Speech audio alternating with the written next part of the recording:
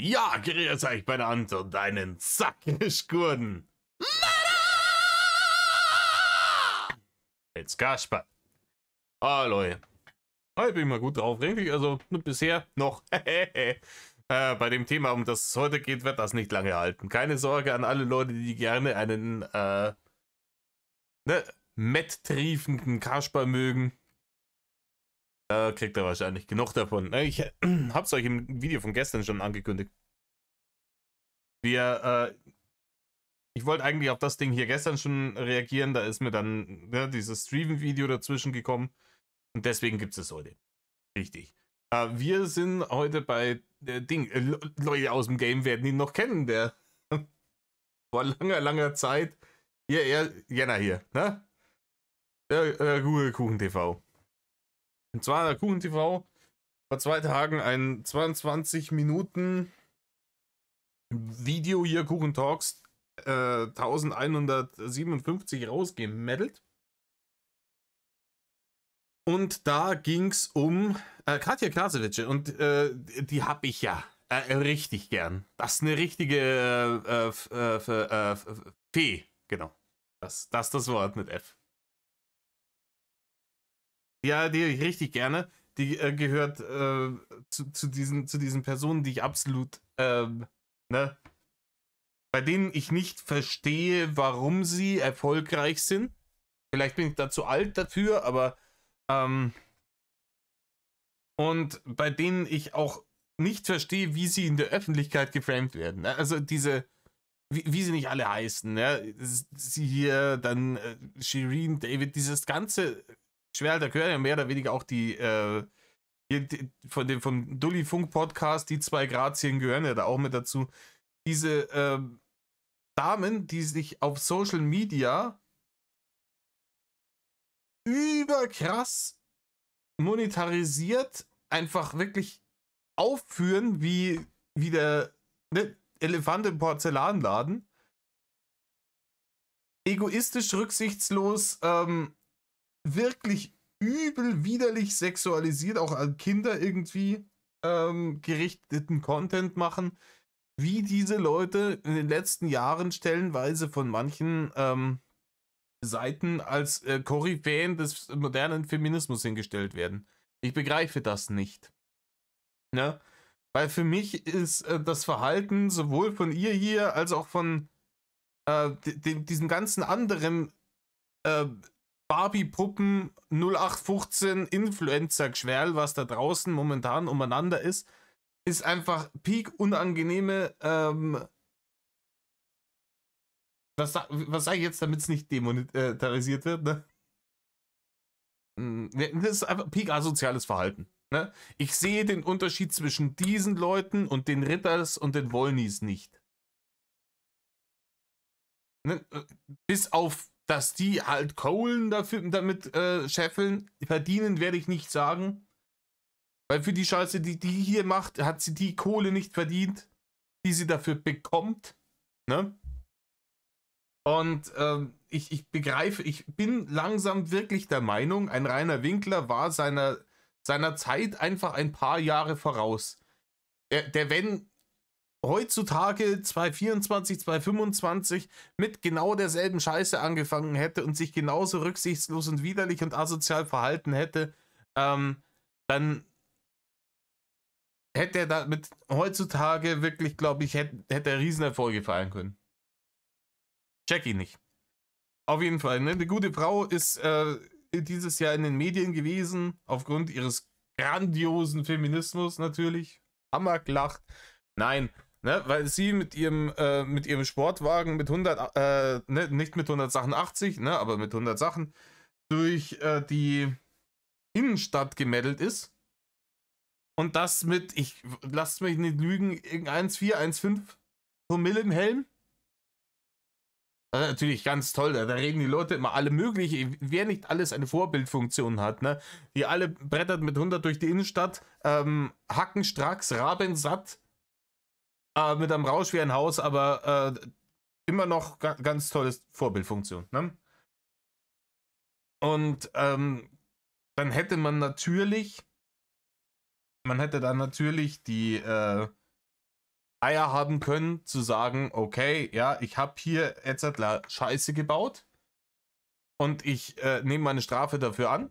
Ich zahle, ich weiß nicht, wie viel man dann dafür zahlt, ne? 100 in der 50er-Zone oder in der 60er im besten Fall noch.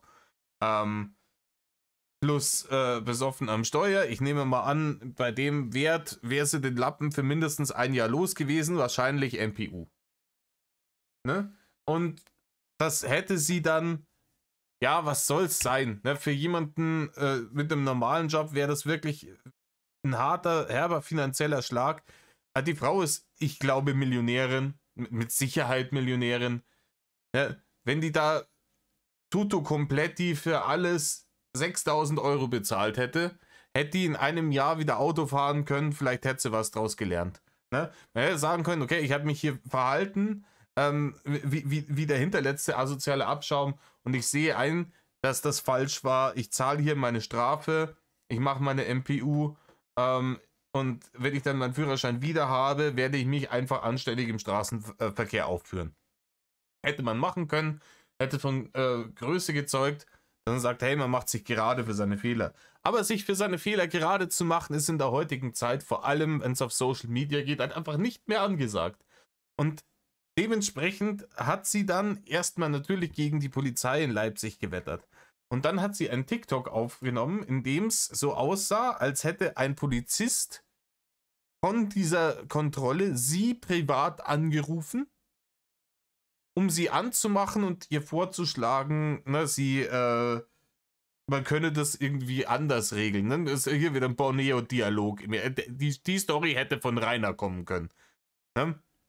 Einfach nur, um die Polizei da irgendwie anzuknechten und um einfach nur, weil man bockig ist und nicht einsehen will, warum man jetzt hier als große Katja Krasowitsche keine Sonderbehandlung gekriegt hat. Und die hat jetzt anscheinend ein laut Kuchen TV absurd dummes Statement zu ihrer Hausdurchsuchung hochgeladen, denn sie hat eine Hausdurchsuchung bekommen. Das ist dann nämlich der nächste Punkt. Das war vor kurzem erst, wo es darum ging, dass sie ja, ich meine, das ist ja kein Spaß. Ne?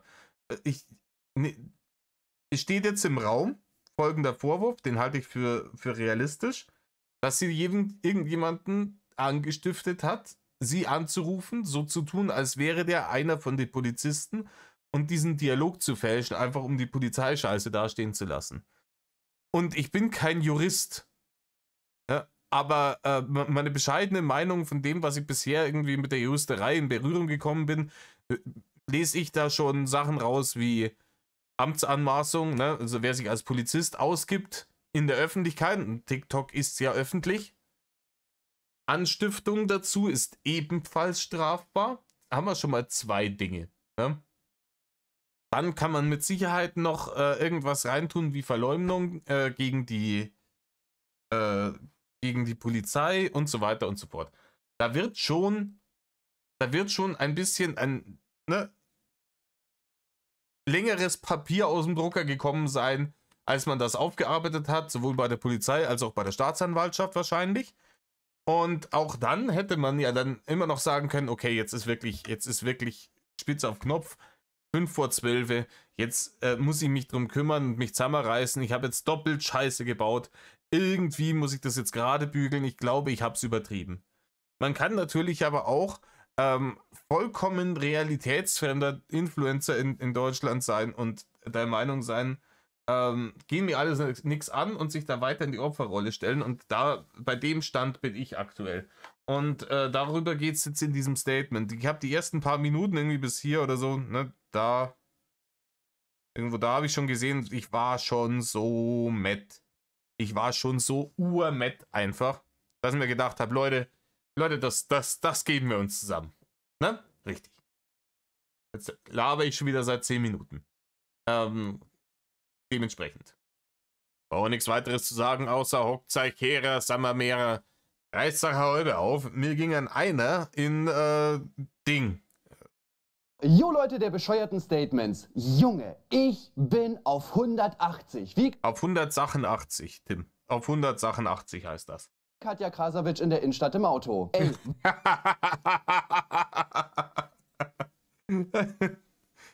glaube, die ist 100 gefahren, wenn mich alles täuscht, aber nicer Joke. Ne? Die ist auch mit 100, ich komme hier mit 180. Was zur Hölle ist los? Bei Katja Krasavic gab es ja letzte Woche eine Hausdurchsuchung. Und jetzt hat sie auf TikTok dazu ein... Ist eine Unverschämtheit, gell, dass man bei so einer Ikone des Feminismus, bei so einer berühmten Person, ne, dass man da die Dreistigkeit hat, tatsächlich ne, die Exekutive nicht zurückzupfeifen. Oh nee, die kann ja hier, jeder andere schon, ne? Jeder andere hat Konsequenzen zu erwarten, wenn er so eine Scheiße abzieht. Aber doch nicht unsere Katja. Ne? Alle Maul. Statement hochgeladen und Junge, da knallt es so gewaltig. Ich habe wirklich in den letzten 12 Monaten kein bescheuerteres Statement als das gesehen. Oh, das ist eine wilde Aussage gerade von ihm. Ne? Also eine wilde Aussage gerade von ihm, weil er hat in den letzten 12 Monaten jede Menge loste Statements irgendwie durchgenommen. Da waren wilde Nummern dabei von Shoyoka über Lehren, hast du nicht gesehen. Ne? Da war einiges am Stissel. Wenn ein Kuchen-TV da dermaßen Apeshit geht, ist immer gutes Zeichen. Ne? Oh, aua, Kuchen. Also für alle Leute, die Met-Genießer sind, ne? Met-Konnoisseure. Oh, jetzt mal ganz ehrlich, hast du nur noch Plastik im Kopf? Aber ganz kurz, worum geht es eigentlich? Vor einigen Monaten Ja, reichlich auf jeden Fall, ne? wurde Katja Krasavic in Leipzig mit Alkohol am Steuer erwischt. Anscheinend soll sie in der Innenstadt auch mit über 100 km/h unterwegs gewesen sein. Der Alkoholwert soll dabei bei ungefähr 1,1 bis 1,4 Promille gelegen haben. Ja, 1,4 Promille, stabil. Aber ich glaube, ab 1, bist du auf jeden Fall den Lappen für, ich glaube, ein Jahr los. Korrigiert, ich habe noch nie meinen Lappen abgeben müssen. Ich fahre seit gut über 20 Jahren in der Zwischenzeit, musste noch nie irgendwie wegen Substanzen den Lappen abgeben. Und ich weiß es nicht. Wie lange ist man denn bei 1,4? Nehmen wir mal die Obergrenze, die oberste Grenze 1,4 Promille im Helm. Wie lange ist man denn da los? Würde mich interessieren. Wer sich auskennt, wer von euch vielleicht selber schon mal die Probleme damit hatte, haut es mal unten rein. Das Ganze ging natürlich komplett durch die Medien und Katja Krasavic hat dazu auch ein Statement hochgeladen, in welchem sie das hier gesagt hat. Let's go, kommen wir zur ersten Sache, die bereue ich extrem, würde ich auch so nie wieder machen. Und zwar bin ich letztens bei einer Freundin gewesen, habe ein... Was hat das eigentlich immer mit diesem Extremen, also ich mag jetzt wirklich wie alter Mann klingen, aber warum laufen die immer rum wie Bordsteinschwalben? Alter, die sieht doch gerade wirklich so aus, als hätte ihr Zuhälter sie gerade frisch an der Ecke abgesetzt. 2 Drinks getrunken, bin Auto gefahren, wurde von der Polizei angehalten. Warte, bin ich letztens bei einer Freundin gewesen, habe 1, 2 Drinks getrunken. 1, 2 Drinks? Das müssen aber hier Zombie-Jumbo-Cocktails gewesen sein, wenn du von 1, 2 Drinks 1,4 Promille hast. Alter, auch die Filter, die hier wieder drüber sind. Alter, das ist doch alles, das schaut auch alles aus wie Wasch. Die Fingernägel. Check das nicht. Ganz ehrlich, vor 50 Jahren wäre sowas in die Freakshow gegangen. Da wärst du mit sowas mit dem Zirkus durchs Land gefahren. Aber die hat doch im Leben keine Millionen damit verdient. Ich begreife die Welt nicht mehr, Digi. 1, 2 Drinks. Was war einer von diesen Drinks? Ahoi-Glasel voll mit Wodka oder was? Bin Auto gefahren, wurde von der Polizei angehalten. Ja, du bist Auto gefahren mit stark überhöhter Geschwindigkeit. Schätzchen, nicht vergessen.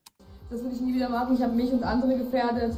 Macht das nicht, geht gar nicht. In diesem TikTok, in welchem es ja eigentlich um diese betrunkene Fahrt gehen soll, hat sie sich random auch noch direkt für 4 andere Dinge entschuldigt, die teilweise nicht mal Fehler von ihr sind. Natürlich Das ist doch dasselbe Prinzip, über das wir gestern gesprochen haben. Wir haben doch gestern hier bei dieser Ex von TJ genau dasselbe Verhalten gehabt. Erst ist sie ist ja nicht wirklich auf die Vorwürfe von TJ angegangen. Ne? Erst hat sie die angesprochen, die Vorwürfe von TJ, gesagt, dazu sage ich nichts. Und dann hat sie andere Dinge, die deutlich harmloser sind, zugegeben die natürlich auch nicht abstreitbar waren, weil sie öffentlich so in ihrem scheiß Podcast gesagt hat. Und das dann, und sich dann dafür entschuldigt, um dann da besser dort zu stehen. Das ist doch dasselbe fucking Prinzip jetzt gerade, oder? Vom Hauptthema abzulenken. Das Ganze habe ich Ja, um vom Hauptthema abzulenken. Richtig, Tim. Richtig. Das, wie gesagt, das war jetzt bei der anderen gestern genau dieselbe Nummer. schon in diesem Video hier thematisiert, also schaut da gerne rein, wenn es euch interessiert. Aber ganz kurz nebenbei, 2 Drinks zu trinken und dann 1,1 bis 1,4 Promille zu haben, das ist wirklich sportlich, Katja. Also ich merke schon, die Fehler werden hier auch wirklich richtig geil aufgearbeitet. Ja, oder hier, sie meint, das ist hier so der, ein Drink ist, kennt ihr diesen, das ist ein Gag-Artikel, aber diesen Weinglas-Aufsatz, den du praktisch direkt oben in den Flaschenhals reinstecken kannst, das, ne, nur ein Glas. Lustigerweise sagt gerade sie in ihrem neuen Statement das hier. Ihr wisst ja, ich bin ein offenes Buch, egal wie bekannt ich bin und egal was ich verdiene. Ich stehe zu meinen Fehlern und auch zu meinen guten Seiten. Ich habe mehr gute Seiten, aber ich bin ein Mensch, wie jeder andere. Ganz ehrlich, das ist dieses schmierige Gebrauchtwagenhändlerverhalten. Ich halte das nicht mehr aus. Dieses falsche Dahingelüge. Ich stehe ja zu meinen Fehlern, etc. Blablabla. Und sie weiß, dass sie es machen kann. Weil die Leute, die sich jetzt darüber aufregen, ne, ein Kuchen-TV, ein Mädel Kasper, sicher noch ganz viele andere Leute auf Social Media, ne, sind ja nicht ihre Zielgruppe. Und ihre Zielgruppe ist auf dem Niveau von Lego-Fanboys, die 1000 € für eine flache Scheibe Todesstern bezahlen. Ne? Die sind so delulu, dass die dir alles abkaufen, scheißegal. Ne? Cost sunk fallacy. Ne? Man hat so viel Zeit und Fanfieber praktisch schon in diesen Creator reingesteckt, dann darf der auch nicht böse werden. So, dann darf man den dann auch nicht kritisieren, ne, weil wenn dieser Creator, dem man jetzt nachgelaufen ist wie ein Pfiffi über Jahre, wenn der sich dann später als asozial herausstellt, dann hätte man ja, ne, dann wäre man ja selber dumm. Ne, um das eigene Selbstbild zu beschützen, wird man diese Leute verteidigen und White Knighten bis aufs Blut, scheißegal, was die machen. Die Alte, die hätte auch jemanden zusammenfahren und in der nächstbesten im nächstbesten Straßengraben verscharren können. Es wird sicher wieder irgendwelche Leute geben, die sagen bla bla bla bla bla. Und sie kriegt dann, vielleicht verliert sie 1 oder 2 Sponsorings, sie tun ihr nicht sonderlich weh.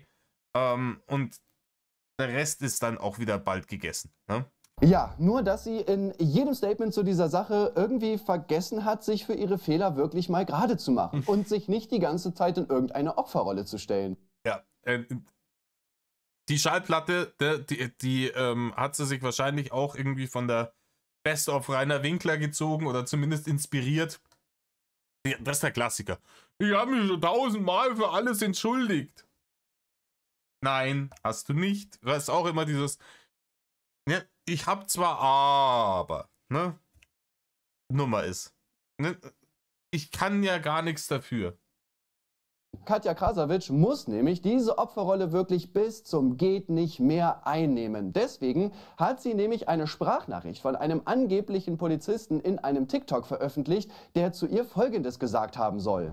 Ja, genau, das ist jetzt die Nummer. Das ist die angebliche Sprachnachricht von diesem Polizisten. Komisch, ne? Dass sie das auch nice, dass sie hier oben den Finger mit ihrem Mutanten-Aufklebenagel so hinhält, so hält doch niemand das Handy. Ne? Aber dahin hält, wo die Nummer von dem Sender ist. Die Nummer von dem, der die Sprachnachricht geschickt hat, schön abdecken. Natürlich nur, um die Identität zu schützen. Ne? Sie schützt ja die Identität nicht. Ne? Sie beschuldigt ja da gerade, hört es euch gleich an, einen Polizisten, was wirklich Asoziales gemacht zu haben. Sie deckt das hier ab, damit man nicht sieht, oh, hier ist eine Nummer, die jemand anderem zuzuordnen ist. Jemanden höchstwahrscheinlich aus dem näheren Umkreis von ihr. Das ist der Punkt. Und ja, wenn man das dieses Handy ist benutzt worden, um eine Straftat zu begehen. Und dementsprechend wird das für die Ermittlungen gebraucht. Und zwar beschlagnahmt werden. Und wenn du das nicht rausrücken willst und deine Haustür nicht aufmachst, dann schlagen die die Tür ein. Dann ist aber danach nicht Turn up und heulen, die haben die Tür eingeschlagen, sondern dann ist, ich hab's wohl übertrieben. Also wenn ich Katja sagen darf, normalerweise, wenn ich jetzt im Dienst wäre, würde ich natürlich sagen, Frau Vogel, aber wir sind ja hier privat, oder? Hier ist der Kollege bei dem Vorfall dabei in Leipzig, als du erwischt wurdest. So würde natürlich der Polizist reden, ne? Ich war im Vorfall dabei, als du erwischt wurdest. Alter, sie sieht aus wie eine Bordsteinschwalben-Version von Gundel Gaukelei aus den DuckTales, Diggi. Ne? Was ist los mit die Leute? Ganz ehrlich, wer findet denn sowas bitte schön attraktiv? Ich halte das nicht aus. Ich könnte hier schon wieder Homer Simpson Schminkflinte mit einbinden, obendrauf nochmal den Filter. Und ich weiß nicht, ob du dich erinnerst, da waren ja mehrere Kollegen, aber ich finde, meine Kollegen übertreiben da ein bisschen. Ich verstehe auch nicht so ganz, warum. Also jetzt schön auch das Handy wieder so halten. Wer hält denn das Handy so? Auch genau, dass hier abgeschnitten ist am linken Bildschirmrand. Dass man die Nummer nicht sieht. Die aus 0,7 Promille 1,4 gemacht haben. Ja, natürlich machen die das. Alter, jetzt haben sie das ist auf jeden Fall mindestens Verleumdung, ne? Dass sie praktisch jetzt den Polizisten vorwerfen, also es so hinstellen, als hätten die Polizisten die Werte bei der Promillekontrolle gefälscht, um ihr mehr anzuhängen, als sie eigentlich gemacht hat. Aha. Ja, ein angeblicher Polizist meldet sich bei ihr, der Alkoholwert ist falsch und wenn man sich trifft, dann könnte man das Ganze ja vielleicht noch ein bisschen anders klären. Das sind tatsächlich sehr, sehr heftige Vorwürfe. Alleine, dass sich der Polizist einfach random bei der privaten Nummer von Katja gemeldet hat. Die Polizei hat natürlich versucht zu ermitteln, hey, wer ist denn das eigentlich gewesen, konnte aber niemanden ausfindig machen. Die Polizei Leipzig hat sich dann noch bei ihr gemeldet und wollte das Ganze aufklären. Katja hat sich allerdings quergestellt, wie sie in ihrem neuen Statement selber sagt. Das ist die Wahrheit und ich wehre mich nur. Und Ja, ihr habt nichts gemacht, ich verteidige mich und meine Familie. Ihr Frau Winkler, ihr Seelenverwandter sitzt in Zobis. Ne? Kannst du mal vorbeischauen. Vielleicht ein bisschen spenden, ne? Der hat ein bisschen finanzielle Probleme. Aber mit dem verstehen sie sich sicher gut. er meinte, ja, du willst ja nicht mit der Polizei in Leipzig kooperieren, dein Pech. Und dann meinte ich, ja, die Polizei hat mir in meinem Leben noch nie geholfen. Ausrufezeichen, Fragezeichen. Ja, doch. Die hat dir sehr geholfen. Schätzelchen. Weißt du, wo die am meisten geholfen haben? Weißt du, wo die am meisten geholfen haben, die Polizei? Als sie dich rausgezogen haben, als du rattenstramm mit 100 durch die Innenstadt gefahren bist, bevor was Schlimmeres passiert ist. Denn wenn du da irgendjemanden über den Haufen gefahren hättest, dann wär's eben nicht mit einer Geldstrafe, Führerscheinentzug und einer MPU davon gekommen, sondern höchstwahrscheinlich im Knast gelandet. Meudel. Das ist der Punkt. Da haben sie dir geholfen. Dass du selber nicht mehr zurechnungsfähig genug warst, zu checken, dass keine gute Idee ist, stramm mit 100 durch die Innenstadt zu fahren. Dass du da rausgezogen wirst, das war genauso zu deinem eigenen Besten als zu dem Besten von allen anderen Leuten, die an dem Tag in der Stadt draußen am Straßenverkehr teilgenommen haben. Aber die haben mir noch nie geholfen. Da hat er auch nichts mehr dazu gesagt. Ja, ihr habt mir auch nie geholfen, Edgy Bitch. Die Polizei wollte das Ganze halt aufklären. Und ja, wenn du dich halt querstellst und wie so ein bockiges Kind sagst, nee, ich hab da aber keine Lust drauf, dann haben die irgendwann halt keine anderen Möglichkeiten mehr, als bei dir eine Hausdurchsuchung zu starten. Was hat die eigentlich geglaubt, was die machen? Hat die geglaubt, die kann sich da auf TikTok hinstellen, so tun, als hätte jemand von der Leipziger Polizei ihre Nummer aus den Akten genommen, um sie zu belästigen? Und es hat null Konsequenzen. War das, was sie gedacht hat, einfach nur, um sich vor der eigenen Community wieder besser hinzustellen? Und ganz ehrlich, die Leute im Internet sind so hageldumm, dass ich wette was. Der Großteil ihrer komplett kernbehinderten Core-Audience hat ihr das abgekauft. Boah, krass, ey, was die Bullen wieder gemacht haben. Da sieht man es mal wieder. Sich jetzt aber trotzdem, selbst nach der Aktion, immer noch in die Opferrolle zu packen, Bro, ich komme da nicht drauf klar. Unter anderem sagt sie nämlich das hier. Und original keiner, ihr wisst, ich muss jetzt lächeln, das ist ein ernstes Thema, versteht diesen Aufstand. Niemand. Das ist, hier sind wir wieder im Bereich Gil Ofarim. Niemand würde ein Statement zu so einem Thema abgeben. Zumindest nicht, wenn er den Ernst der Lage begriffen hätte, in der er sich gerade befindet. Und dabei so debil behindert in die Kamera grinsen wie sie gerade. Die glaubt immer noch, dass sie da aus dieser Konfrontation als Siegerin herausgeht. Niemand. Weder ich, noch intern, noch die Leute in den Kommentaren. Und ja, kein Plan, das ist ja irgendwie halt nicht so. Ich habe ja mein Cake News selber darüber berichtet und fast alle haben gesagt, dass sie das nachvollziehen können. Lustigerweise, unter diesem TikTok von Katja Krasavic findet man irgendwie nicht einen einzigen kritischen Kommentar. Einige Zuschauer haben... Das ist komisch, oder? Das ist komisch. Da gar keine kritischen Kommentare sind. Wie gesagt, ich glaube, der Großteil ihrer Fanbase ist da Gucci damit. Aber es gibt ja sicherlich viele Leute, die bei jemandem, der so krass in der Öffentlichkeit steht, wie sie, da vielleicht mal den einen oder anderen kritischen Kommentar dalassen würden, ne? Haben mir gesagt, dass diese nämlich gelöscht werden. Es ist halt auch ein bisschen auffällig, weil gerade Katja Krasavic und gerade TikTok, und da gibt es bei so einem Thema niemanden, der dir widerspricht. Sie versucht in diesem Statement auch komplett den Fokus zu verschieben. Unter anderem versucht sie nämlich an eure Steuergelder zu appellieren. Scheiß mal auf mein Geld, wichtiger seid ihr da draußen. Ja, Model, du hast so viel Geld, wie gesagt, ich habe es am Anfang dargelegt, das einfach zu bezahlen, die Fresse zu halten und einzusehen, dass du Scheiße gebaut hast, wäre deutlich unkomplizierter und günstiger gekommen, wie es jetzt ist.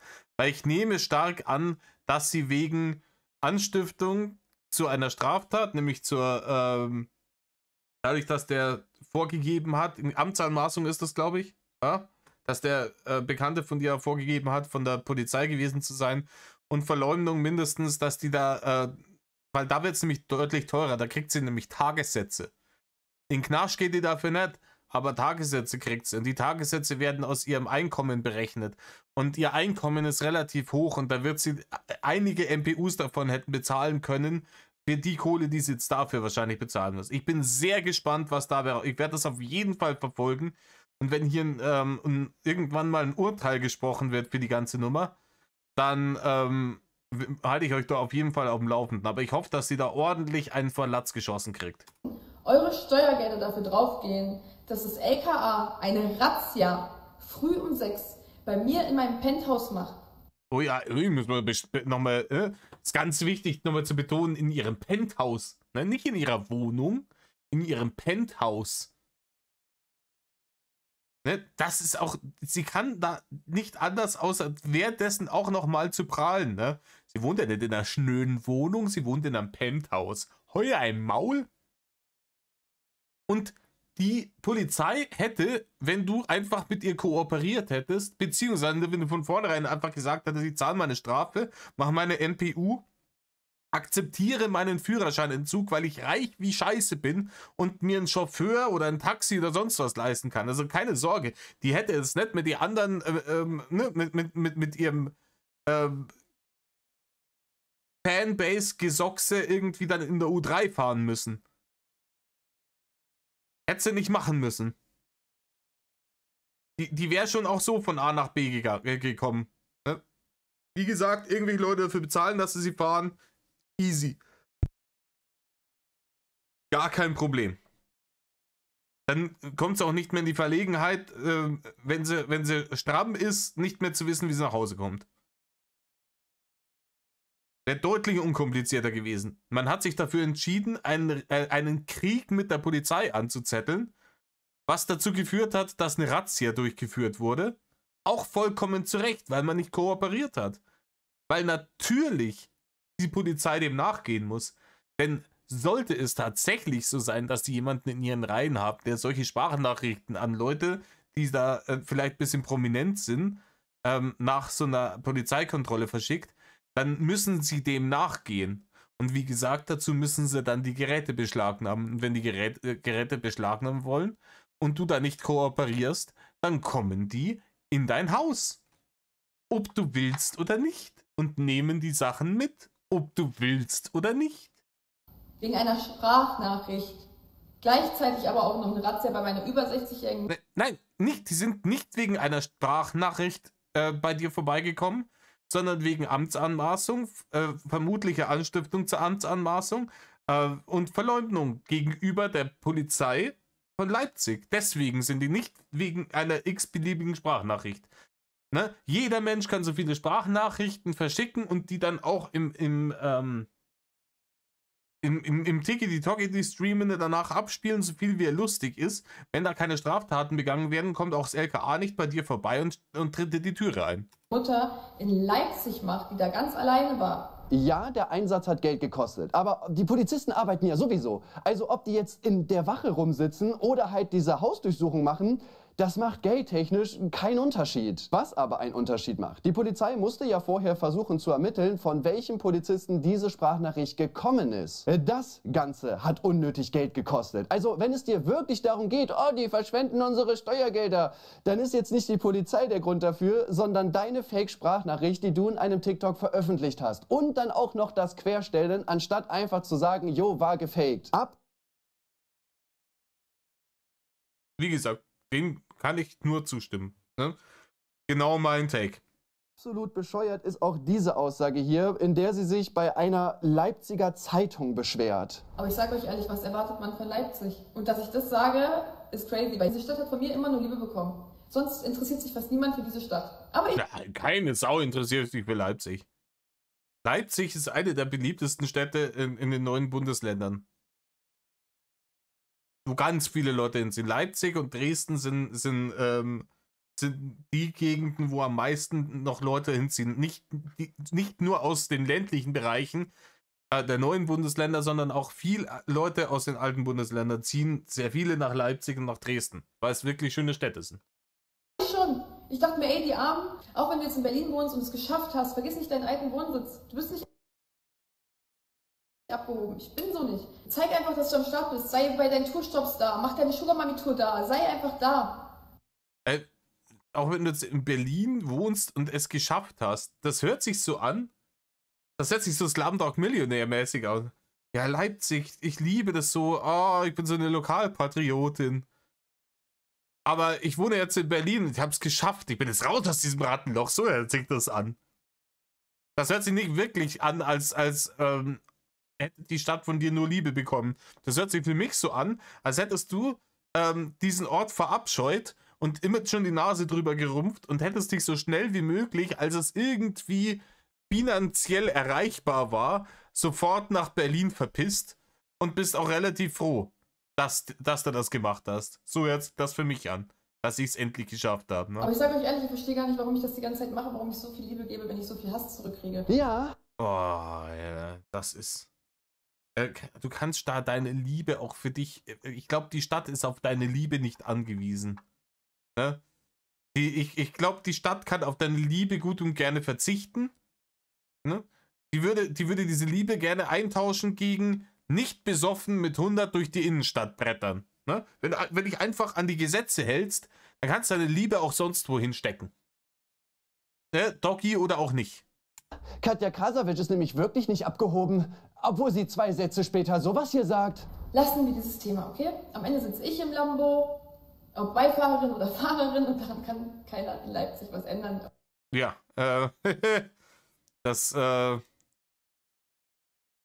ich wette was, die Frau sitzt nicht bis an ihr Lebensende im Lambo. Ne? Ich bin der festen Überzeugung, wenn wir uns in 10 Jahren über Katja Krasavic unterhalten, dann wird es wahrscheinlich im Zusammenhang sein mit erinnert ihr euch noch an und was ist eigentlich geworden aus, in Zusammenhang mit Sätzen wie wie konnte die nur so abstürzen? 100 Pro. Weil diese Leute, so wie ich die einschätze, glauben, dass das geht alles immer so weiter. Die Barine sprudeln und sprudeln und sprudeln und sprudeln. Und Mordel, war da mal drauf. Ne? Wenn du schon 40er gesehen hast, dann wird das anders ausschauen bei dir. Wenn du irgendwann die modernen Social Media Landschaften nicht mehr verstehst und die nicht mehr spielen kannst, leicht. Ne? Und wenn auch nicht für so viele notgeile Säcke dir hinterher geiern, weil es inzwischen viel mehr neue, jüngere, attraktivere gibt als dich. Da wird es ganz anders ausschauen, Mädel. Presse oder Beamte. Das ist einfach so. Und ja, abgesehen davon stimme ich hier wirklich zu. Katja Krasavic macht sogar noch Auftritte in Leipzig. Hallo, wer singt so tief, dass er noch in Leipzig auftritt? Ja, und vollkommen umsonst natürlich, weil sie eine krasse Lokalpatriotin ist. 100%ig. Die macht diese Auftritte in Leipzig aus reiner Nächstenliebe. Nimm mal kein Geld dafür. Alle Leute in dieser Stadt haben gefälligst geschlossen hinter ihr zu stehen, egal was für Fehler die macht. Was wäre Leipzig ohne Katja Krasavic? Deutlich besser. Aber Ja. Gut, das kann man über jeden Ort auf der Welt sagen. ja, Lokalpatriotismus und so weiter finde ich auch cool. Ich liebe Braunschweig als Stadt auch mega und unterstütze hier auch gerne Projekte und so weiter, weil ich mich in Ich war noch nie in Braunschweig. Kann ich nichts dazu sagen. dieser Stadt wirklich heimatlich fühle. Dass irgendeine Leipziger Zeitung dann noch versucht, irgendwie Infos aus ihrer Mutter rauszubekommen und anscheinend da auch geklingelt hat und so weiter. Ey, da gehe ich mit, das ist eine Grenzüberschreitung, das geht überhaupt nicht. Ja, Diggi, finde ich auch. Ne? Warum da die Zeitung zu der Murda fährt, die Murda hat damit überhaupt nichts zu tun. Ne? Das hat Bild-Zeitungsniveau. Das Problem ist, wenn ich im Internet Millionen scheffle mit einer Social-Media-Präsenz, die Bild-Zeitungsniveau hat, dann brauche ich mich auch nicht wundern, wenn die Leute bei mir Bild-Zeitungsniveau-Methoden anwenden. Ne? Ich weiß jetzt aber nicht, warum man die gesamte Stadt dafür verantwortlich machen muss, wenn eine Zeitung so einen Mist gebaut hat. Wer Scheiße baut, sollte halt dafür gerade stehen. Und du kannst nicht sagen, ja, aber ich habe euch ja vorher auch unterstützt, weil ich bin hier auch mal aufgetreten. Noch dümmer ist aber folgende Aussage. Ich habe gemerkt, die Polizei Leipzig gönnt mir nicht. Die haben nichts anderes zu tun als mich gerade. Die Presse Leipzig sowieso. Ihr Leben dreht sich nur um mich. Die machen es aber nicht richtig. Diese Stadt kommt nicht darauf klar, dass ich es rausgeschafft habe. Aber egal. Ja, ich hab's rausgeschafft, Dick. Die große Patriot. Sie hat's rausgeschafft aus dem Loch. Sie hat's rausgeschafft, Alter. Und die Polizei ist natürlich rein fixiert nur auf sie. Und die Presse nur auf sie. Ne? Die gönnen einfach nicht. Das ist alles nur Neid. Ne? Sie hat's geschafft und ist jetzt in Berlin und Millionärin. Und die hängen immer noch in dem räudigen Leipzig umeinander. Und das macht sie so matt, dass sie ihr das nicht gönnen und sie deswegen angreifen. Genauso wird's sein. Alter Schwede. Wie kann man denn so abgehoben und realitätsfern narzisstisch hier in der... Ich begreife es nicht. Das Winkler-esk auf ganz niedrigem Niveau. Ja, Scusi, ich muss kurz Pause machen. Ne? Meine Mulle ist gerade von der Arbeit nach Hause gekommen. So ein Ding. Weiter geht's im Text. Was hat sie gesagt gehabt? Ah ja, genau. Die gönnen nicht. Die gönnen nicht. Das ist der Punkt, ne? Die sind neidisch auf sie. Dass sie so erfolgreich ist. Deswegen wollen sie ans reinwürgen. Das klingt irgendwie ganz anders als die Aussage in dem, ne, was er am Anfang eingeblendet hat, so, oh, das tut mir so leid und sowas macht man nicht und bla. Aber das ist mit diesen Leuten, die den Bezug zur Realität verloren haben, weil sie einfach Ewigkeiten schon keine Konsequenzen mehr für irgendwas zu spüren gekriegt haben. Weil man sich immer irgendwie rauswieseln kann. Entweder mit Promi-Bonus oder mit Barne. Ja, oder halt bei ihr halt mit Augenklimpern. Hm? Und man sich immer rauswieselt und alle einem permanent nur einen Arsch hinterher tragen und einem alle den ganzen Tag immer sagen, was man nicht für großartiger, toller Mensch ist. Wie unfehlbar und gottgleich man doch ist Und dass man dann irgendwann nicht mehr checkt, wenn man derjenige ist, ne, der die Scheiße gebaut hat und wenn man sich dann dafür vielleicht mal gerade zu machen hat. Wie gesagt, wenn sie auch, es hätte ihr kaum wehgetan. Wenn es jemanden gibt in Deutschland, dem es kaum wehtut, dem es weniger wehtut, für ein Jahr einen Lappen zu verlieren, eine MPU machen zu müssen und eine kleine Geldstrafe zu zahlen, zeigt mir die Person. Überlegt euch, wie heftig das bei euch reinschlagen würde, ein Jahr lang nicht Auto fahren und ein paar tausend Euro für MPU und Strafe zu bezahlen. Und dann vergleicht das mal mit ihr.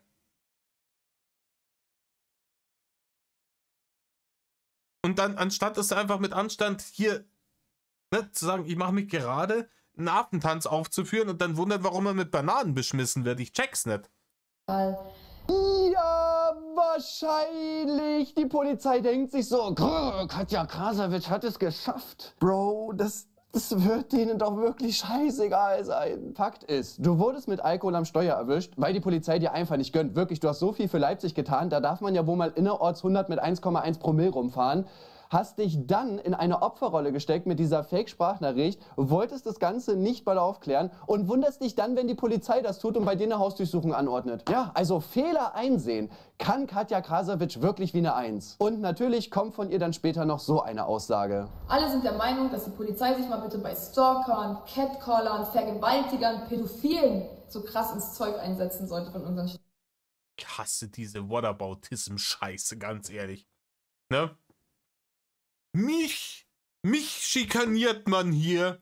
Ne? Andere Leute haben auch Dinge gemacht. Die sind jetzt nicht hier. Bei denen ist jetzt... Halt dein Maul. Halt bitte einfach dein dummes Maul. Ja, das sind Verbrecher, die gehören auch bestraft, aber das macht ja das, was du getan hast, kein bisschen besser.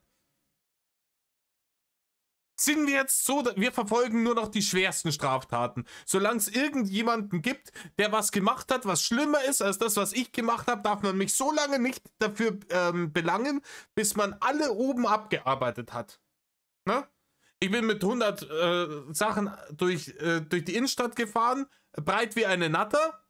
Okay, dann stehe ich jetzt auf Platz 500 der Verfolgtenliste. Dann kommen oben hier die ganzen, ne, was sie gerade aufgezählt hat. Und wenn man die alle verhaftet hat, dann kommt sie erst dran. Weil dann ist sie ja die schlimmste Verbrecherin. Ich kann das nicht mehr. I can't. Oh, ne. Die schlägt in dieselbe fucking Kerbe, Diggi. Ich halt... Was ist eigentlich daraus geworden? Ist das jetzt hier das neue Ding? Ist das jetzt der neue Online-Social-Media-Wannabe-Feminismus? Und verstehe mich falsch, ich bin großer Freund von so richtigen, echten, ernst gemeinten Feminismus. So von Leuten, die wirklich Bock auf Gleichberechtigung und dergleichen haben, mit allen Rechten und Pflichten. Bin ich großer Fan von. Ne? Aber das hier ist doch jetzt, das sind doch sie und diese ganzen anderen Dulli-Feen, werden doch immer als große Ikone des Feminismus hochgehalten. Einfach nur, weil die Barne geschäffelt haben im Internet. Da wird dann nicht drauf geachtet, hey, Moment mal, womit haben die eigentlich Barne geschäffelt? Wie sind die eigentlich drauf? Was haben die eigentlich für einen Einfluss? Erstens auf ihre Audience, auf ihre sehr junge, sehr beeinflussbare und zweitens auf unsere Gesellschaft und wie führen die sich eigentlich generell auf? Ist das irgendwas, was man in den Himmel loben sollte oder sollte man es nicht vielleicht eigentlich sehr, sehr, sehr kritisch sehen? Mit Zuckerplörre und stark sexualisierten Inhalten, die an Kinder gerichtet sind, Barne scheffeln. Ob das nicht vielleicht doch ein bisschen eher ein kritisches Thema ist? Nee, aber ja, Geld damit gemacht, der Erfolg gibt dir recht, so ist eine große Feminismus-Ikone. Haben wir gelacht. Ne? Aber es scheint jetzt deren Ding zu sein, zu sagen, hey, das, was die im letzten Jahrzehnt die männlichen Influencer gemacht haben, sich nämlich vollkommen weltfremd und abgehoben verhalten und wirklich wieder mit hinterletztem Abschaum verhalten, mit asozialen Glänzen, das können wir schon lange. Weißt du, in letzter Zeit ist ja wirklich oft passiert, dass gerade so krasse Skandale gerade über über weibliche Stars in Anführungsstrichen aus dieser Influencer-Szene gekommen sind. Ne? Dass die alle am Radl drehen. Was im letzten Jahrzehnt bei den Männern war. Also was hier ansonsten wie sie nicht alle heißen, ApoRed und Simon Desue und KS Freak und Z-Max und so ein Scheiß. Was das vor ein paar Jahren noch war, sind jetzt die hier, ne? Asozial Verhalten im Internet und vollkommen Apeshit gehen, wenn man dafür Konsequenzen erfährt. Das können wir auch als Frauen. Gleichberechtigung gut macht. Herzlichen Glückwunsch. Halte ich nicht mehr aus. Und wie gesagt, ne, ich bashe nicht Feminismus im Generellen. Ich halte Feminismus für eine grundlegend gute Sache eigentlich, ne? Aber das halt, ne? Peak asozial. Steuergeldern. Aber Also noch natürlich auch mit Feminismus, und wenn es noch so sie so oft sagt und andere Leute das noch so oft so hinstellen, mit Feminismus an sich überhaupt nichts zu tun, ne? Das ist einfach nur dummes Feenverhalten. nein, lieber wegen dem Verdacht, dass eine Sprachnachricht von Katja Krasavice nicht echt ist, wo man nicht mal den Namen sieht, Bro. Also das ist schon wieder so bescheuert, ne? Also Katja tut jetzt so, als... Wo man nicht mehr den Namen sieht, Bro. Ich hab's gesagt, ne? Offensichtlich, absichtlich da oben den Namen abgedeckt. Was ich gedacht habe, dann kann mir keiner was. Hätte die Polizei so begrenzte Möglichkeiten, dass die sich überlegen müssen, okay, gegen wen ermitteln wir jetzt und bei wem tun wir das Ganze nicht. Das ist wahrscheinlich so hier gelaufen. So, liebe Leute, hier ist ein Vergewaltiger und der wird heute Nacht wieder zuschlagen. Aber wir haben herausgefunden, hier vorne ist Katja Krasavice, die diese Fake-Sprachnachricht gepostet hat. Ja, wir haben leider nur noch Budget für einen Fall. Ich würde sagen, wir stimmen ab und dann machen wir uns direkt los. Warum wird das Ganze so hingestellt, als wenn die Polizei jetzt andere Leute laufen lässt, weil sie diese Hausdurchsuchung bei dir durchgeführt haben? Ich meine, auch da wieder, du hast doch Polizeiarbeit gebunden, alleine indem du diese Fake-Nachricht veröffentlicht hast. Das ist richtig. Wie gesagt, die Polizei muss dem nachgehen, weil es ja auch Vorwürfe der Polizei gegenüber sind. Ups. Ne? Sie muss dem nachgehen. Stellt euch vor, was los ist, wenn die Polizei in Leipzig konfrontiert wird mit, Moment mal, einer von euch hat aus den Akten widerrechtlich die private Nummer von hier Katja Krasavice gesucht, um die dann hier nicht nur irgendwie über eine Sprachnachricht zu belästigen, nein, in der er auch noch zugegeben hat, dass man sie geframed hat, um sie jetzt belästigen zu können. Und die Polizei würde sagen, ja, Entschuldigung, da können wir uns jetzt nicht drum kümmern. Das können wir nicht überprüfen, diese Vorwürfe, die da gegen uns im Raum stehen, weil es gibt ja da draußen noch Leute, die vergewaltigen und Leute umbringen. Und solange da noch welche da sind, können wir uns jetzt darum leider nicht kümmern, tut uns fürchterlich leid. Pressekonferenz beendet. Da ist aber Turn-up angesagt. Also laut deiner eigenen Argumentation hast du dafür gesorgt, dass Vergewaltiger, Stalker und so weiter frei draußen rumlaufen können. Ey, vielen lieben Dank, Mann. Dann geht's mal um die Durchsuchung an sich. Und da sagt sie Folgendes. Früh um 6 klingelt es bei mir. Meine kleine Nichte, die ist 9 Jahre alt, war bei mir. Mein Neffe, 13 Jahre alt, der war auch da und mein großer Bruder. Ja, ich hab nur meine Familie verteidigt. Kommt das jetzt? Kommt jetzt gleich, traut euch, kommt zu mir, ich schmeiße euch die Prügeln aus. Gut getraut und zu ihr zu kommen, das hat die Polizei schon gemacht, ne? Die haben sich ja schon getraut und sind zu ihr gekommen. Das war ja auch wieder nicht recht. Da sind wir auch wieder beim Winkler. Natürlich haben wir alle tief und fest geschlafen. Das ist auch der Grund, warum Razzien so früh gemacht werden. Du wirst aus dem Schlaf geweckt, du wirst... Nein, das ist nicht der Grund. Ne? Scherzelchen. Der Grund, warum so eine Razzia um 6 Uhr in der Früh oder um 5 Uhr in der Früh gemacht wird, ist, weil da statistisch gesehen die meisten Leute zu Hause sind.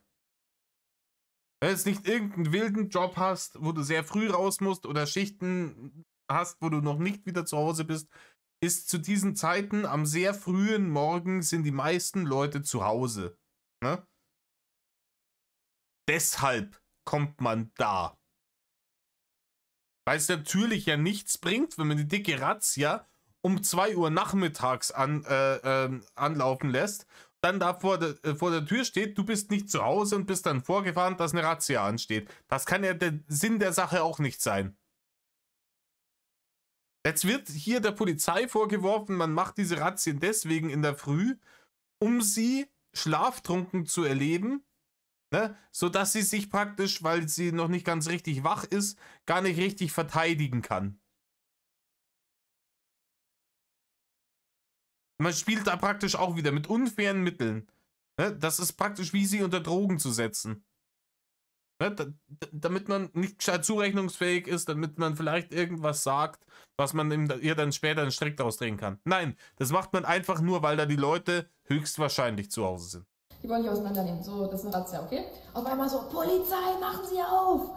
Polizei, Frau Vogel, machen Sie auf! Und oh boy, ich weiß schon genau, in welche Richtung das geht, wenn man jetzt sagen muss, ja übrigens, meine Nichte und so weiter, die waren auch alle am Start. Richtig böse, was die Polizei gemacht hat. Aber schauen wir erstmal weiter. Und da diese hier vielleicht naiv aussehende Blondine, aber sehr intelligent ist. Ja. Ah, Tim, ich habe eine Millisekunde zu spät auf Pause gedrückt, aber ich fühle ihn gerade, ja. Genau. Diese sehr intelligente... Boah, das zeugt, die ganze Nummer, die zeugt von vorne bis hinten, trieft die ja vor Intelligenz. Der Frau sollte man einen Ehrendoktortitel, sollte man der geben. Und einen Preis vom ADAC gleich mit oben drauf für außergewöhnliche Intelligenz beim Verhalten im Straßenverkehr. Sehr intelligente Blondine. So hört sich das für mich an, die ganze Geschichte. Mit 100 Sachen... besoffen durch die Innenstadt brettern und danach versuchen die Polizei zu framen und wenn die Polizei dann kommt, um deine Scheiße zu beschlagnahmen, dann noch einen auf Turn-Up machen. Das ist sehr intelligent. Genau. Die intelligente Katja Krasavic. Was auch sonst. Aber gucken wir erstmal weiter. Man wird immer sympathisch irgendwie. Und ihr Recht kennen, habe ich natürlich nicht aufgemacht, weil es kann A, wieder die Polizei sein, die mich einfach schon wieder nur belästigen will, wie das auch schon vor ein paar Monaten in Leipzig bei meiner Mutter gemacht haben. Ja gut, ich meine, die Polizei, wenn dich irgendwo anders nicht angetroffen hat, vermutet hat, dass du vielleicht bei deiner Mutter bist. Also man kann natürlich, ne, wenn man sich der Konfrontation mit der Polizei partout entziehen will, wird die Polizei irgendwann bei deinen Verwandten aufschlagen und sagen, hier im Übrigen, wir erreichen ihre Tochter nicht. Hier ist Turn-Up Muttervater. Je länger das hier dauert, desto schwieriger wird das für sie. Bitte, bitte, bitte, wenn Sie die sehen, hören oder sonst irgendwie erreichen können, sagen Sie sie soll sich bei uns melden. Jeder Tag, der ins Land geht, geht nicht auf ihr Guthabenkonto. Natürlich meldet sich die Polizei bei deinen Eltern, wenn sie dich nicht anders auftreiben kann. Sowas nennt man Ermittlungen anstellen. Und zu diesen Ermittlungen hast du sie ja gezwungen mit deinem vollkommen bescheuerten, asozialen Verhalten. Oder noch schlimmer, es kann jemand sein, der mich überfallen will und sich einfach eine Uniform angezogen hat. Und ja, genau. Da stellen wir jetzt einfach 10 Leute in Uniform, hier mit dem kompletten Razzia-Ausrüstung, das kaufen wir uns jetzt alles, die stellen wir da dahin, nur um dir auf die Eier zu gehen. Das ist höchstwahrscheinlich genau die Nummer.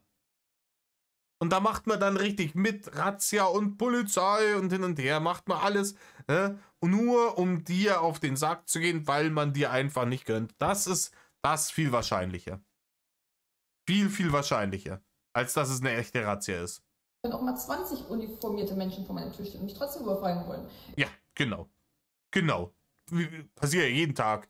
Ne? Ich kann ja praktisch die Zeitung nicht aufschlagen, ohne dass ich von 5 neuen Fällen höre, jeden Tag in ganz Deutschland, wo es genauso passiert. 20 Leute in Fake-Uniformen, die arme Internet-Dulli-Feen überfallen wollen mit Fake-Razzien. So schaue er aus. Ich öffne ohne diesen Satz Polizei mit Beschluss und dem Beweis, das Blatt, niemandem die Tür, der sich Polizei nennt. Ja. Ja, dann, gut, klar. Natürlich darf die Polizei ohne den Durchsuchungsbeschluss nicht rein.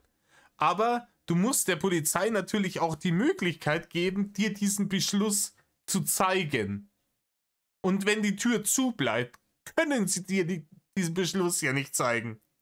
Das ist auf dem Niveau eines Rainer Winkler, der seine Stromrechnung nicht bezahlt, weil als Adressat Rudolf Winkler auf dem Buch von Energy draufsteht, auf dem Brief von Energy draufsteht. Und sich danach beschwert, warum er 15.000 € Schulden hat, ne? Weil die haben sich ja nie bei ihm gemeldet. Das ist, oh, ja, da kann ja jeder vor der Tür stehen. Ich muss ja erstmal den Durchsuchungsbefehl sehen. Aber du kannst ja den Durchsuchungsbefehl nicht sehen, wenn ich die Tür nicht aufmache. Haha, haben wir die Polizei ausgedribbelt. Nein, liebe Katja, dann macht die Polizei früher oder später die Tür für dich auf. Das ist tatsächlich so. Ich kann nicht glauben, dass ich das mal sage, aber Katja Krasavic hat recht. Junge, was? Ihr müsst die Polizei nicht reinlassen, auch wenn sie sagt, dass sie einen Durchsuchungsbefehl haben. Die müssen euch den vorher zeigen. Wie sie allerdings mit dieser Situation umgegangen ist, ist halt auch, ja, es ist wirklich einfach peinlich. Eine Stunde habe Was? ich die Kollegen klingeln und klopfen lassen. Weil ich habe ja nichts verbrochen. Ich sage euch ehrlich, ich bin... Doch, du hast anscheinend schon was verbrochen, Mädel. Du hast auf jeden Fall, also ich würde mein Geld darauf verwetten, dass du was verbrochen hast. Denn Anstiften zu einer Straftat, welche die Amtsanmaßung von deinem Kollegen, der diese Sprachnachricht aufgenommen hat, nun mal darstellt, ist ebenfalls eine Straftat. Du hast was verbrochen. Und eine Stunde willst du mich verarschen? Du bist da eine Stunde lang in deinem Penthouse drin mit deiner Family und denkst dir, lass die halt klopfen, die Arschlöcher, die verbissen sich schon irgendwann wieder. Ich mach da gar nicht auf, weil ich habe den Durchsuchungsbefehl nicht gesehen. Und du wunderst dich, dass die irgendwann härtere Bandagen an... Ich kann es überhaupt nicht nachvollziehen. Das sind alles Hater. Die bei der Polizei in Leipzig, alles Hater. Fürchterlich. Fürchterlich, fürchterlich, fürchterlich. Ich kann nicht mehr. Eine Stunde.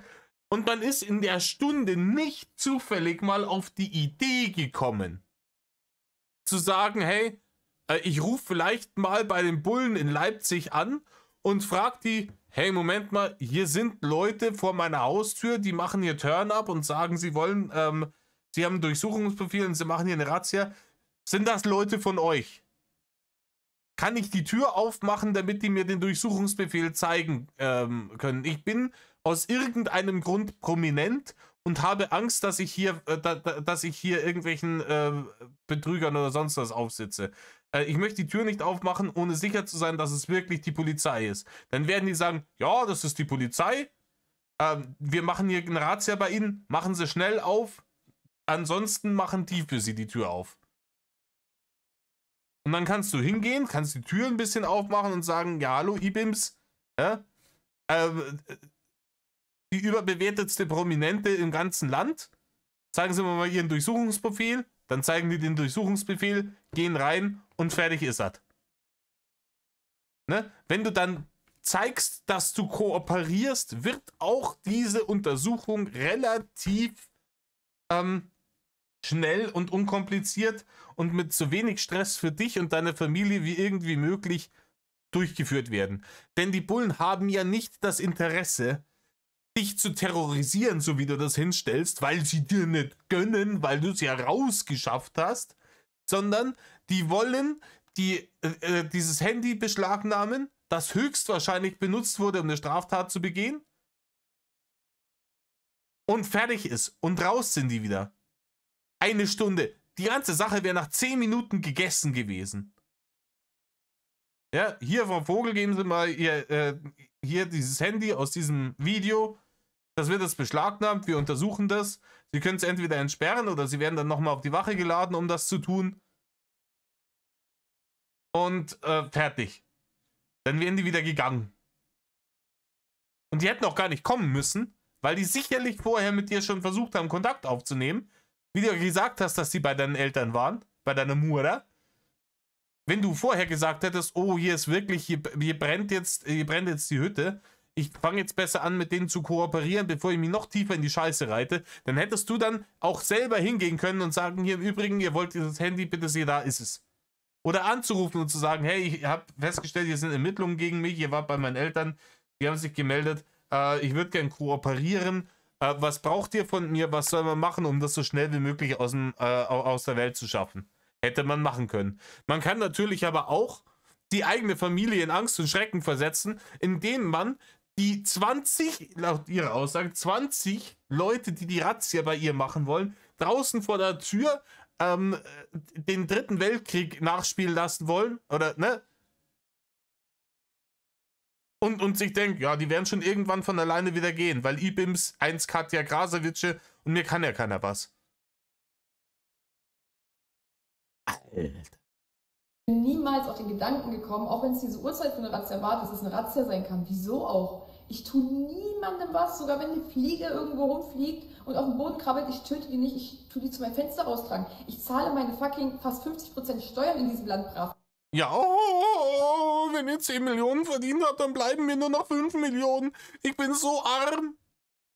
Ganz ehrlich, diese Leute, die vor allem, also egal mit was sie so viel verdienen, aber vor allem, wenn es mit so einer Scheiße ist. Und wie gesagt, die Frau ist 100% Millionärin, auch nach Steuern noch. Ja? Nur weil die den Hals nicht voll kriegen. Ich krieg die Tür nicht zu. Wenn ich Leute höre, die sagen, oh, ich habe jetzt irgendwie im letzten Jahr irgendwie 5 Millionen verdient, aber ich muss 2,5 davon an die Steuer abgeben. Das ist so unfair. Die nehmen mir alles weg. Digga, wenn das ein Problem für dich ist, ich finde noch heute jemanden, der mit dir tauscht. Noch heute. Jetzt habe ich nur noch so und so viele Millionen. Ich hätte sonst viel mehr Millionen gehabt. Halt dein Maul. Du verdienst einen Haufen. Ich habe schon wieder verdient. Du bekommst einen Haufen Kohle. Unvernünftig viel Kohle. Millionen. Für Bullshit. Und es ist nun mal so, dass in einem Sozialstaat normalerweise, das ist eh schon ad absurdum geführt aufgrund der massiven Korruption, die wir in diesem Drecksland haben. Es ist nun mal so, dass es in einem Sozialstaat so darauf ausgelegt ist, dass die breiten Schultern die größere Last tragen. Ne? Denen es dann immer noch deutlich überdurchschnittlich gut geht. Ich kann dieses superreichen Geplänne nicht mehr aushalten. Ich wollte ein Scheißhaus aus Platin, aber weil ich so viel Steuern bezahlen muss, hat's nur für Gold gereicht. Ich bin so arm. Halt dein dummes Maul! Weder verkaufe ich Drogen oder sonstiges. Also mache ich auch nicht auf, ich habe nichts verbrochen. Doch, du hast was verbrochen, Digi, und ich muss nicht irgendwie, das halt diesen Whataboutism-Bullshit nicht mehr aus. Ich verkaufe keine Drogen, ich habe niemanden umgebracht. Das ist wie Rainer Winkler. Warum soll ich jetzt in den Knast gehen für meine x-mal hintereinander gefährliche Körperverletzungen und die Nichteinhaltung meiner scheiß Bewährungsauflagen von den letzten 3 Prozessen? Weil es gibt ja Leute, die was Schlimmeres gemacht haben. Ja, also klar. Also Katja Krasavice kann nicht mal einer Fliege was zuleide tun. Ja, okay, also dann sollten wir sie einfach freisprechen und dann ist die Hausdurchsuchung wirklich unnötig gewesen. Sie kann ja gar nichts falsch gemacht haben. Was halt wirklich auch einfach todesbescheuert ist. Also die Polizei klopft und klingelt, sagt, dass sie die Tür aufmachen soll und sie sagt sich einfach, nö, ich muss euch nicht reinlassen, ich lasse euch jetzt eine Stunde vor der Tür stehen. Bis dann Folgendes passiert ist. Bis dann aber wirklich der Spaß aufgehört hat, bis ich gehört habe, dass meine Nichte schreit, dass sie weint und Todesangst hat, dass sie eine halbe Panikattacke kriegt. Wirklich bei Kindern, da hört bei mir der Spaß auf, da war mein Punkt getroffen, da war mir alles zu dumm und ich glaube, ihr versteht mich da. Ich bin sauer geworden, bin zur Tür gegangen, ich war trotzdem aber respektvoll, weil... Ja, ich kann mir gut vorstellen, wie du respektvoll warst, ha? Lügenlady,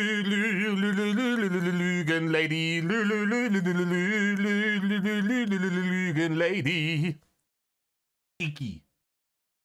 Jetzt wird das so hingestellt, als hätte sie das hier... Das traut euch, kommt zu mir. Ich habe hier nur meine Familie verteidigt. Mädchen, das wäre alles überhaupt nicht notwendig gewesen. Wenn du einfach von vornherein erstmal nicht die Scheiße gebaut hättest und wenn, dann dich einfach ordentlich gerade gemacht und kooperiert mit der Polizei. Jetzt ist die Polizei dran schuld, die ja auch nicht weiß, dass ihre Family zu Besuch ist. Ne? Die die Polizei weiß ja nicht, dass die Family zu Besuch ist bei ihr. Die kommen ja nicht, weil sie ihre Nichte und ihren Neffen ängstigen wollen, sondern die wollen dein scheiß Handy beschlagnahmen, das du benutzt hast, um Straftaten zu begehen. Mein Bruder und ich meinten dann durch die Tür, ohne aufzumachen, zeig bitte den Durchsuchungsbeschluss. Dann zeigen sie dieses Blatt maximal 1 Sekunde so hier. Also ja, das glaube ich nicht. Ne? Das glaube ich nicht. Die halten das da schon hin, man kann das dann schon lesen. Wenn du dann sagst, bitte, ich konnte es nicht genau lesen, sagen sie es länger. Ne? Irgendwie kriegt man dann, wenn man kooperiert und kommuniziert mit den Leuten, dann kriegt man das hin. Wenn man sich natürlich bockig stur stellt, dann haben die natürlich auch vor allem nach einer Stunde, die da draußen stehen und an die Tür klopfen, wahrscheinlich nicht mehr so viel Geduld für zusätzliche Sparifankeln.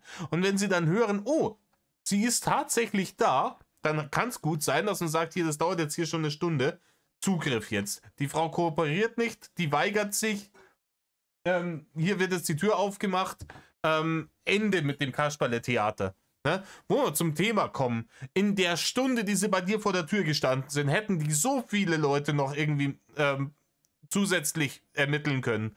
Ne? Ihre Arbeitszeit und Arbeitskraft in Dinge, wo du gesagt hast, hier die Vergewaltiger und die Mörder und sowas, gegen die sie da noch zusätzlich hätten ermitteln können. Wenn sie nicht eine Stunde bei dir vor der scheiß Tür gestanden wären, einfach weil du ihnen dein scheiß Handy nicht geben wolltest, mit dem du Straftaten begangen hast. man konnte nicht mal richtig lesen, ist das jetzt ein echtes Blatt, ist das gefaked, ist das einfach was Ausgedrucktes. Und auch hier wieder stellt sich Katja Krasavice. Im Übrigen, ja, es ist was Ausgedrucktes. Wie soll sonst die Tinte aus Papier kommen auf einem Durchsuchungsbeschluss? In so eine Opferrolle im Sinne von, oh, meine arme 12-jährige Nichte, die hatte einfach eine halbe Panikattacke davon bekommen, die böse Polizei. Ja, das liegt vielleicht daran, dass du eine Stunde deine Nichte in dieser Situation festgehalten hast, weil du der Polizei nicht die Tür geöffnet hast und anscheinend auch nicht mit der Polizei gesprochen hast oder sonst irgendwas dagegen getan hast. Bruder, das muss man sich mal überlegen. Deine Nichte hat Angst und du lässt sie eine Stunde in dieser Situation, anstatt das mit der Polizei zu klären. Ja. Ja, es ist absolut unverständlich. Und sich jetzt hier hinstellen als armes Opfer von der bösen Polizei. Und sie stellt sich dann in die Opferrolle und gibt der Polizei die Schuld. Ich bin so sauer. Ob die Polizei den Zettel jetzt wirklich nur so kurz gezeigt hat, das ist halt die Geschichte von Katja, no front, aber wirklich glaubwürdig ist sie meiner Meinung nach in der ganzen Situation sowieso nicht. Ja, meiner Meinung nach auch nicht. Ich verstehe auch nicht, warum sie nicht einfach aus dem Fenster geguckt hat. Ich weiß jetzt auch nicht ganz, wo die wohnt, aber dann hätte man ja schon vor der Tür gucken können, hey, sind da Polizeiautos? Richtig, da bin jetzt gar nicht drauf gekommen. Die hätte nicht mal anrufen müssen. Die hätte ja bei den Bullen nicht mal anrufen müssen. Du schaust aus dem Fenster raus, ne, wenn da draußen die ganzen Polizeiautos stehen, ne, die Leute werden ja wahrscheinlich nicht obendrauf, dass sie da 20 Mann mit falschen Uniformen dann auch noch in falschen Polizeiautos hinschicken. Ne? Das hätte ja zumindest schon mal den Vorwurf, dass das vielleicht irgendwelche Betrüger sind, entkräftet. Ja, diese Opferrolle geht aber natürlich noch weiter. Und ich sag denen auch ganz normal, dass ich sowas nur kenne, als ich ein kleines Kind war und die Polizei zu mir vorbeikam und mir gesagt hat, dass sich mein Bruder im Knast erhangen hat. Und dass mich sowas wirklich extrem triggert, das wissen die auch. Und ich dachte in diesem Zeitpunkt wirklich... Jetzt, woher sollen die das wissen? Und jetzt komm nicht mit so einer rührseligen Heulnummer daher. Ja, das ist schlimm. Und niemand will sowas erleben. Ne? Ist mit Sicherheit aber das hier hat das Niveau von einem Rainer Winkler, der immer, gerade wenn es ihm passt, um sich selber besser in die Opferrolle zu stellen, hier seinen toten Vater rausholt. Die Hater waren beim Grab von meinem Vater. Ja, das ist eine asoziale Aktion, aber darum geht es jetzt gerade nicht. Na? Und ja, ist halt scheiße, aber das hat mit der Situation ja gar nichts zu tun. Du weißt, warum die da sind. Ne? Dein Bruder ist ja jetzt auch schon sehr lange tot, der kann sich ja nicht nochmal erhängt haben. So. Und die haben das wohl auch höchstwahrscheinlich durch die Tür kommuniziert, warum die da sind. Ich kann jetzt nicht sagen, ich habe einmal irgendwie ein traumatisches Erlebnis gehabt, wo auch die Polizei irgendwie dabei war, ne, weil die irgendwie den Tod von einem nahen Verwandten uns mitgeteilt haben. Und deswegen muss ich denen nie wieder irgendwie die Tür aufmachen, muss mit denen nie wieder irgendwie kooperieren und darf in Zukunft einfach alles. Weil ich armes Kind damals irgendwie eine schlimme Erfahrung gemacht habe. Alter, das ist super, wie man jetzt hier den toten Bruder versucht zu instrumentalisieren, um die Polizei noch weiter als herzlose Monster hinzustellen, die nicht nur die Nichte und den Neffen zu Tode ängstigen, sondern ihr auch nochmal ihr Trauma, bla bla bla. Halt dein Maul. Es wäre jemand gestorben, das ist wirklich nicht witzig. Erstmal, dass du diese Erfahrung machen musstest, das tut mir wirklich vom Herzen leid. Einen geliebten Menschen zu verlieren, gerade auf so eine Weise, ist immer absolut schrecklich. Ich finde es auch, weißt du, was ich auch absolut schrecklich finde, ist, dass man so einen Satz jetzt auch immer dazu sagen muss. Weil es natürlich dann auch immer Leute gibt, ne, man kennt das, die dann aber sagen, aber das ist ja wirklich schlimm, bla bla bla, das spricht auch niemand irgendjemandem ab. Aber um genau darauf einzugehen, ist ja das, was sie will. Ne? Das hat alles mit dieser Situation mit ihrem Bruder überhaupt gar nichts zu tun. Man will jetzt auf diese Situation aber ablenken, um von der Situation abzulenken, um die es eigentlich geht. Ne? Sie hat Straftaten begangen, sie hat nicht mit der Polizei kooperiert, sie wusste, dass die Polizei nach ihr sucht und hat einfach nicht dergleichen getan und irgendwann hat sie halt Konsequenzen erfahren müssen. Ich weiß, das sind die Leute nicht mehr gewohnt, ne? Diese Social-Media-Sternchen, dass man für irgendwas auch mal Konsequenzen erfährt, aber das ist halt leider so. Ich verstehe aber trotzdem nicht, warum man sich deswegen so in eine Opferrolle parkt. Also erstmal, wenn die Polizei dir so eine traurige Nachricht mitteilt, dann stehen die nicht morgens um 6:30 Uhr vor deiner Tür, klopfen und hauen gegen die Wand eine Stunde, bis du die Tür aufmachst. Die Frage ist jetzt auch, was willst du jetzt damit sagen? Also darf die Polizei zukünftig bei dir wegen dieser einen Situation jetzt nie wieder einen Durchsuchungsbefehl durchbringen oder müssen die irgendwie mit so Flauschekissen gegen die Tür hauen, damit du nicht zurück in diese Situation kommst? Ja, richtig. Die müssen sich dann auch Teletubby-Kostüme anziehen, weil eine Uniform triggert das Trauma wieder. Genau, Tim, das hast du richtig erkannt.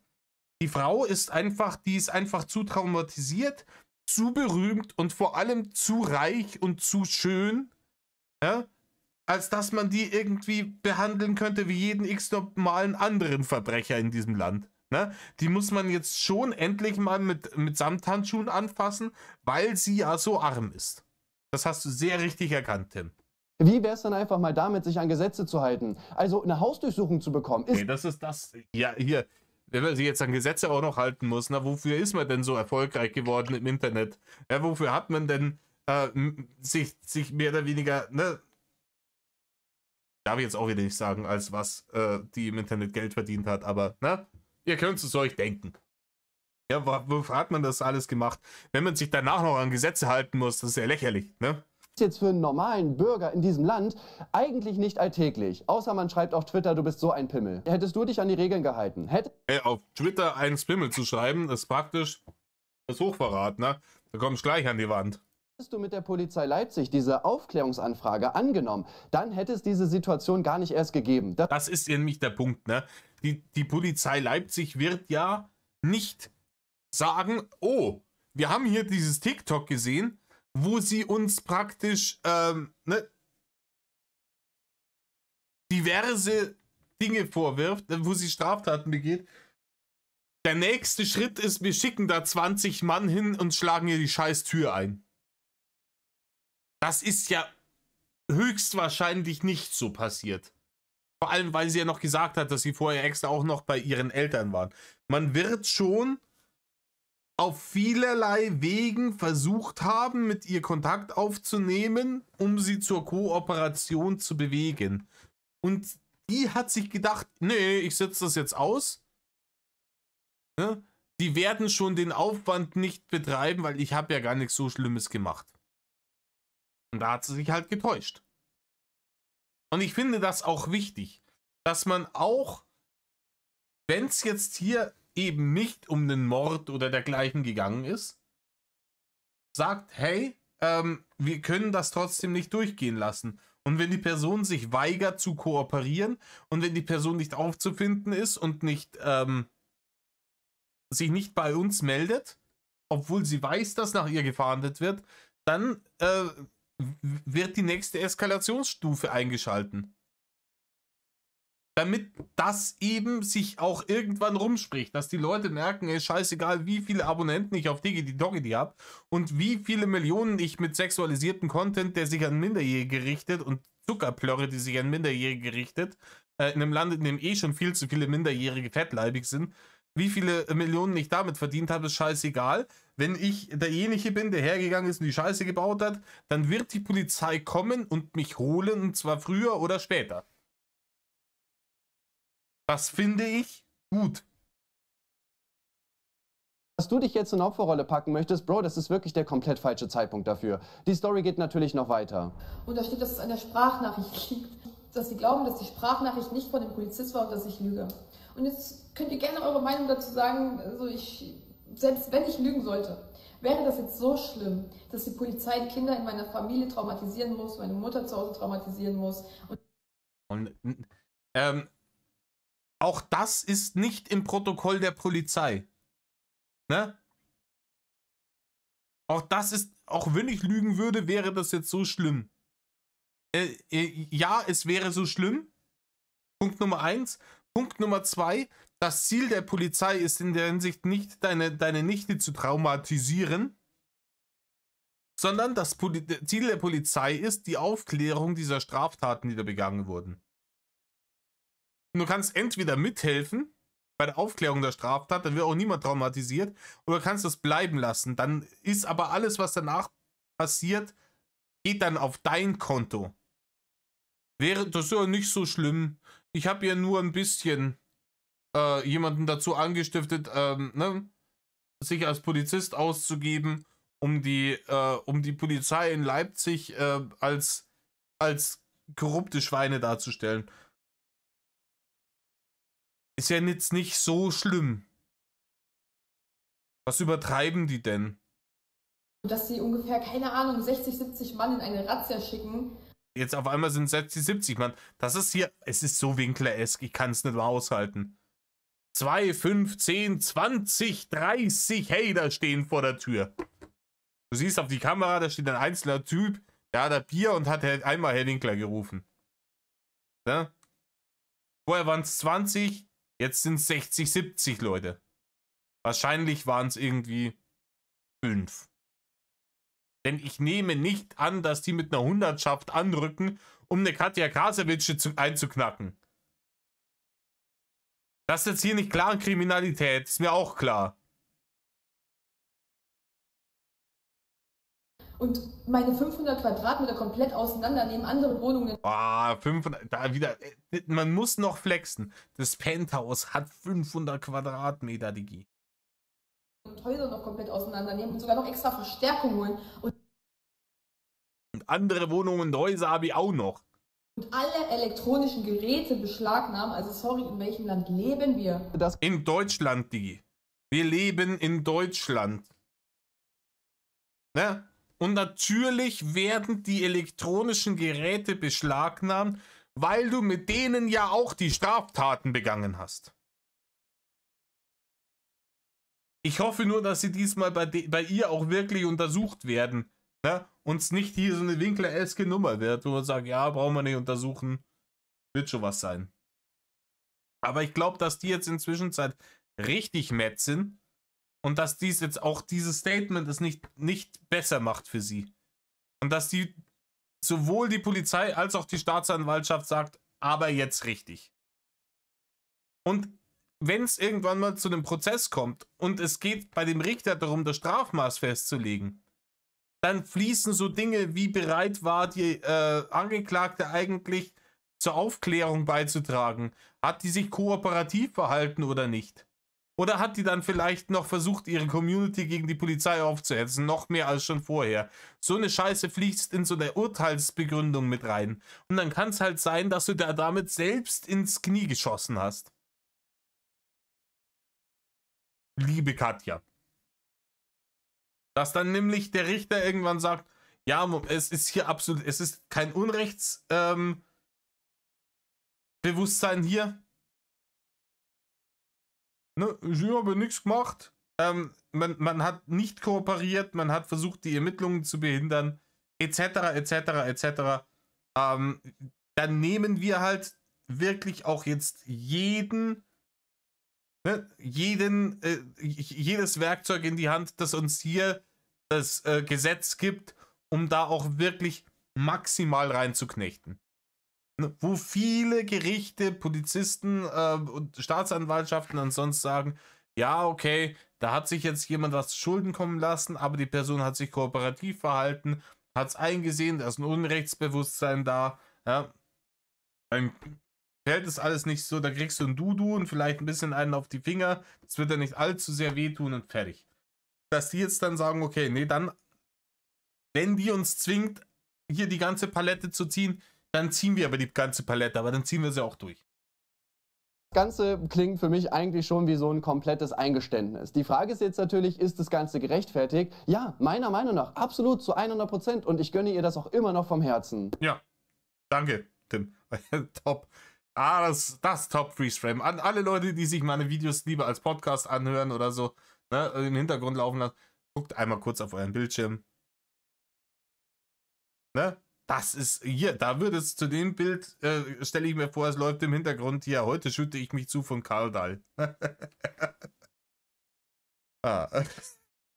Nein, aber natürlich, ich muss ihm dazu 100% recht geben.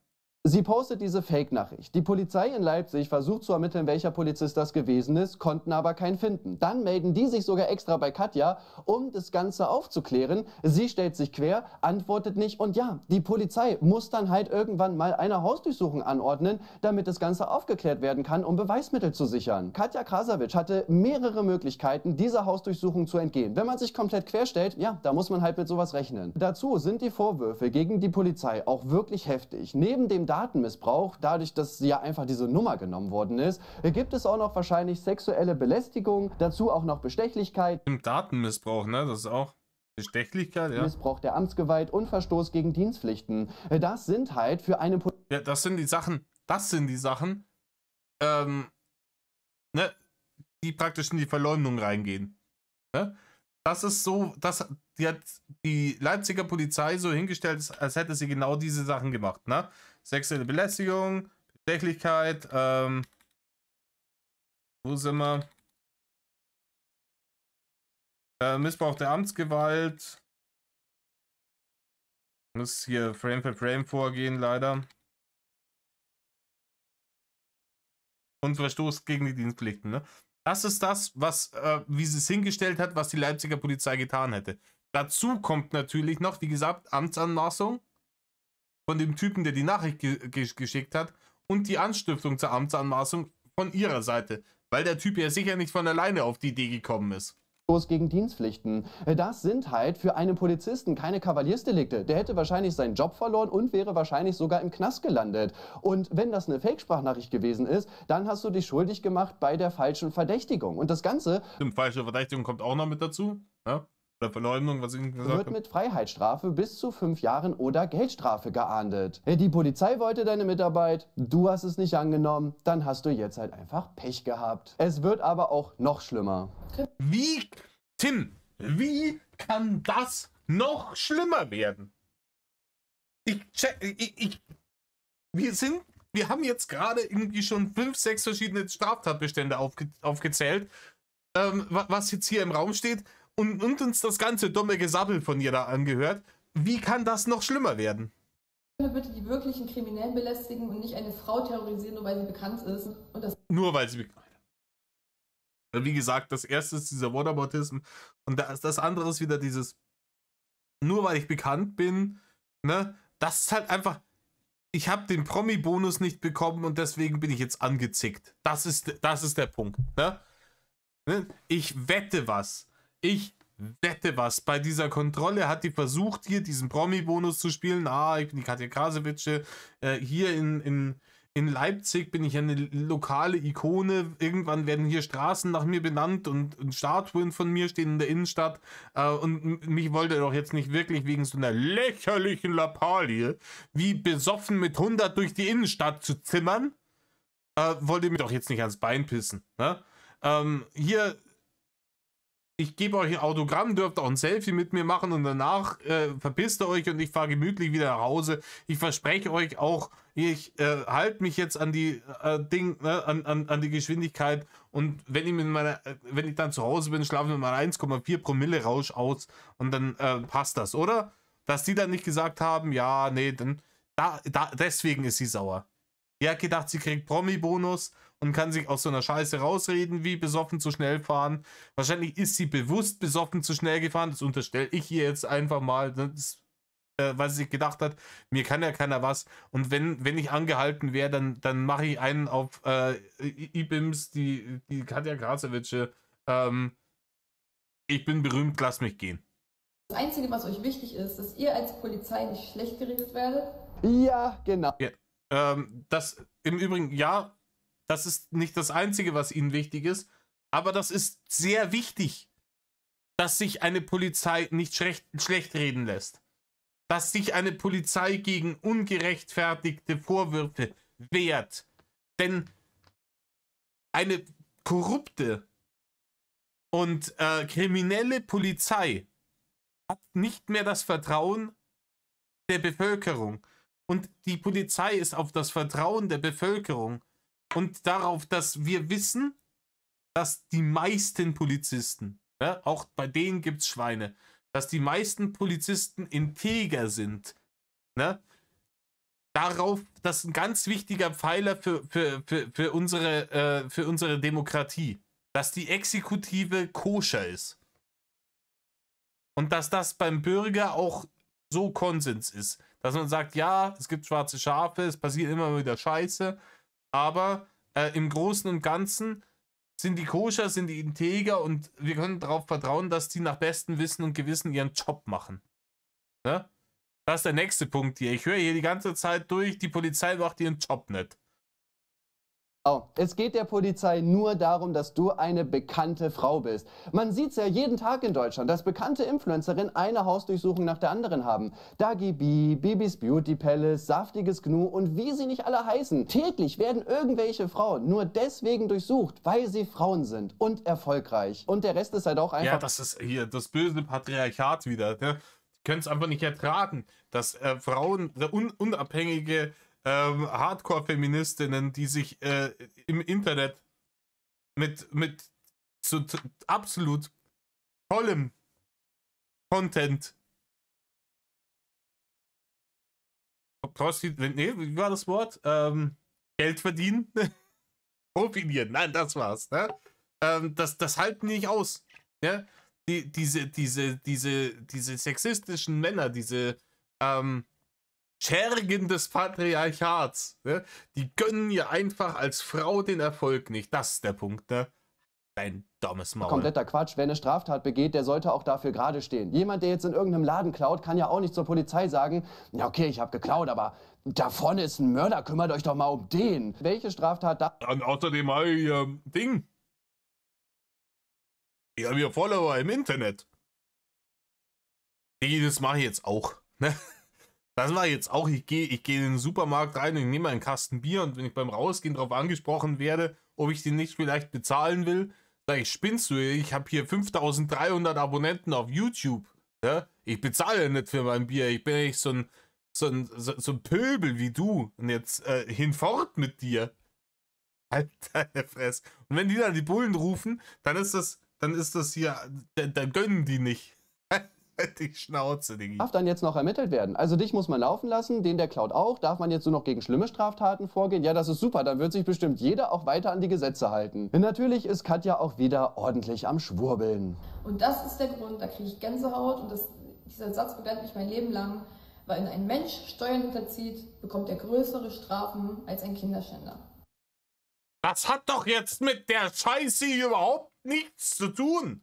Und ja, Leute, die im großen Stil Steuern hinterziehen, die gehören auch im großen Stil bestraft.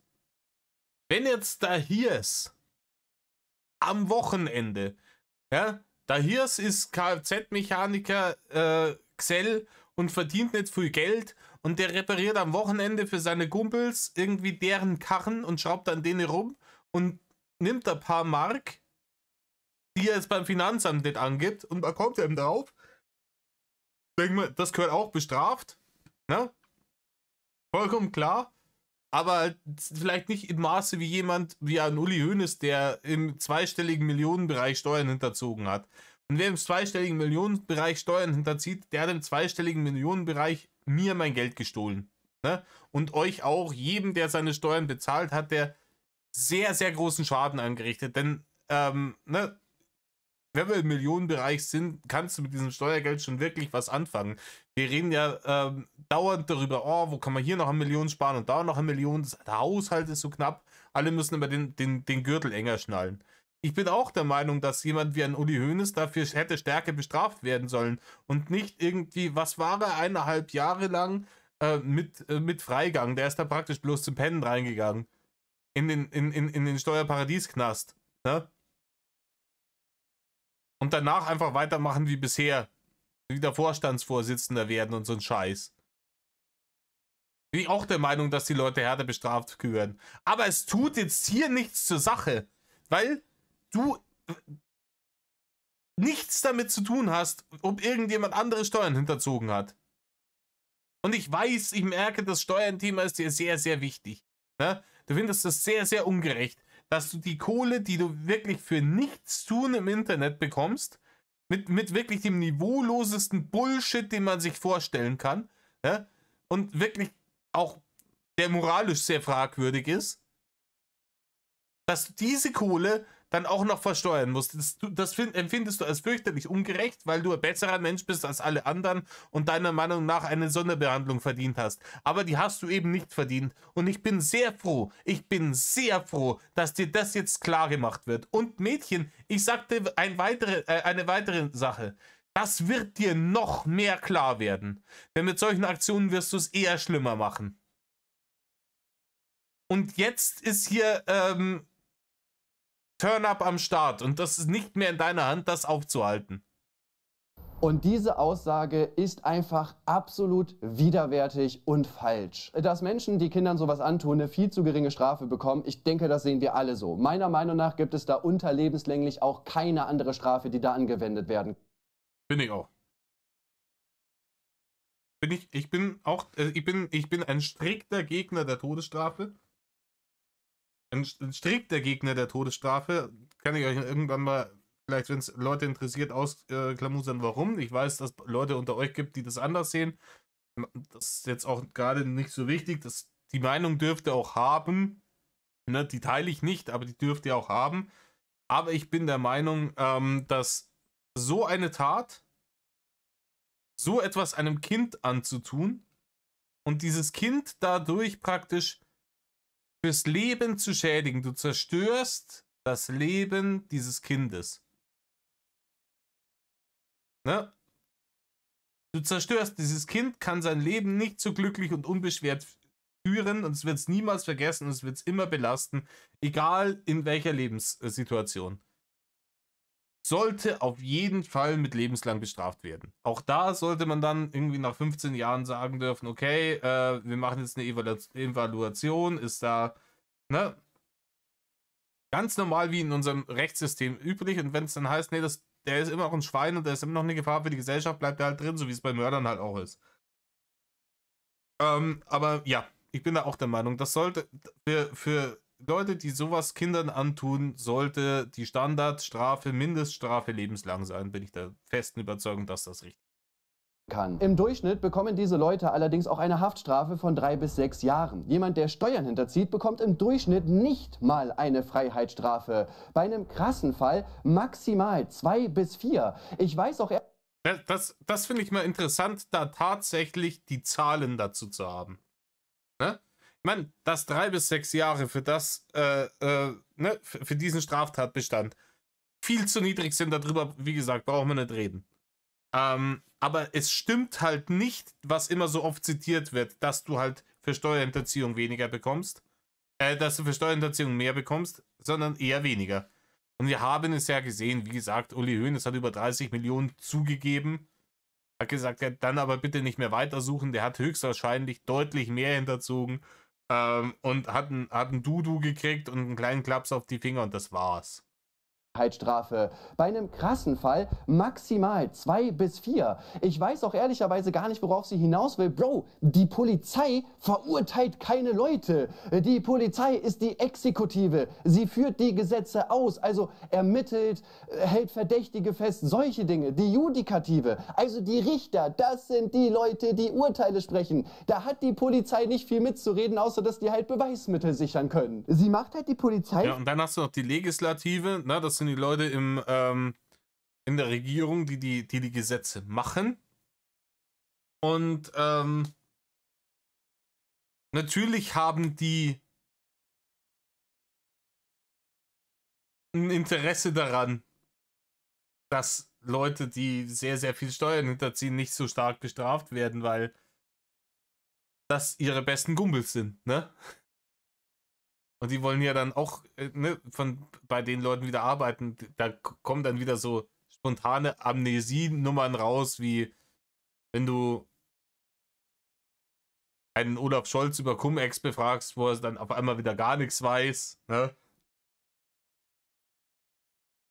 Für etwas verantwortlich, wofür die Polizei einfach überhaupt nichts kann. Dann noch so eine Aussage. Wie ging es weiter? Niemand von uns 4 durfte sich alleine bewegen. Weder ich, meine kleine Nichte, mein Neffe, mein Bruder. Wir durften nicht mal alleine aufs Klo. Wir durften... Ja, das ist natürlich auch so, weil da Warum machen die denn so eine Razzia? Du hast doch gerade anscheinend über einen längeren Zeitpunkt diesen Polizisten klar vermittelt, dass du nicht bereit bist zu kooperieren. Und damit auch natürlich den Eindruck vermittelt, dass Verschleierungsgefahr herrscht. Dann legen die hier stärkere Bandagen an und sagen, nee, hier willst offensichtlich irgendwas verbergen, dann halten wir dich davon ab, was zu verbergen. Und dann sitzt ihr zu viert auf der Couch und da passt jemand auf euch auf. Und wenn einer pissen geht, dann geht einer mit. Das ist alles vermeidbar gewesen. Wenn du kooperierst, wird das nicht passieren. Niemanden anrufen, außer es ist der Anwalt. Plus, die hören beim Telefonat zu. Also warum auch den Anwalt anrufen, wenn die nicht da sind, dabei zuhören. Die haben uns nicht... Natürlich. Hä? Das ist dann kein... Hä? Was hättest du denn deinem Anwalt sonst gesagt? Mein Passwort ist so und so, bla bla bla. Lösch alles aus der Cloud. Mal eine Sekunde alleine gelassen, wenn ich so aufstehe, sind hinterhergerannt. Ich durfte nicht mal Tschechisch mit meinem Neffen reden. Ja, du darfst natürlich nicht Tschechisch mit deinem Neffen reden. Weil auch da wieder Verschleierungsgefahr herrscht und weil die Polizisten wahrscheinlich alle nicht Tschechisch reden. Und weil du dann eben in einer Ermittlungssituation bist, ja, in der du am besten überhaupt nichts mehr sagst. Ne? Zeugnisverweigerungsrecht, Fresse halten. Und wenn du kommunizierst mit deinem Neffen, der ja auch höchstwahrscheinlich deutscher Staatsbürger ist, hast du mit dem nicht Tschechisch zu reden in so einer Situation. Fertig. Du bist in der Razzia der deutschen Polizei, die du selber provoziert hast. Dann spielst du nach deren Regeln. Dann wird da Deutsch gesprochen. Und wenn du versuchst, du kannst ja auch sagen, hier im Übrigen, mach mal das und das und das und das, mach mal hier Turn-up, damit ich Beweise verschwinden lassen kann. Tu mal so, als hättest du irgendeinen epileptischen Anfall oder so und irgendwas, ne? Um da irgendwie noch was zu retten. Das ist ja theoretisch möglich. Natürlich wollen die nicht, dass du in der Sprache mit dem sprichst, die sie nicht verstehen. Ja.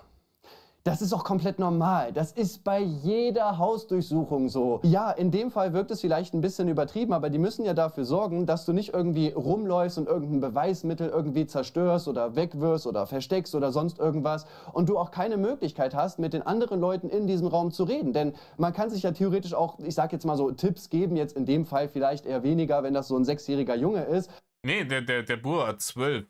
Ne? Und natürlich kann man sich absprechen. Und natürlich kann man dem dann sagen, hey, wenn die dich fragen bezüglich irgendwas, dieses und jenes, sag das und das.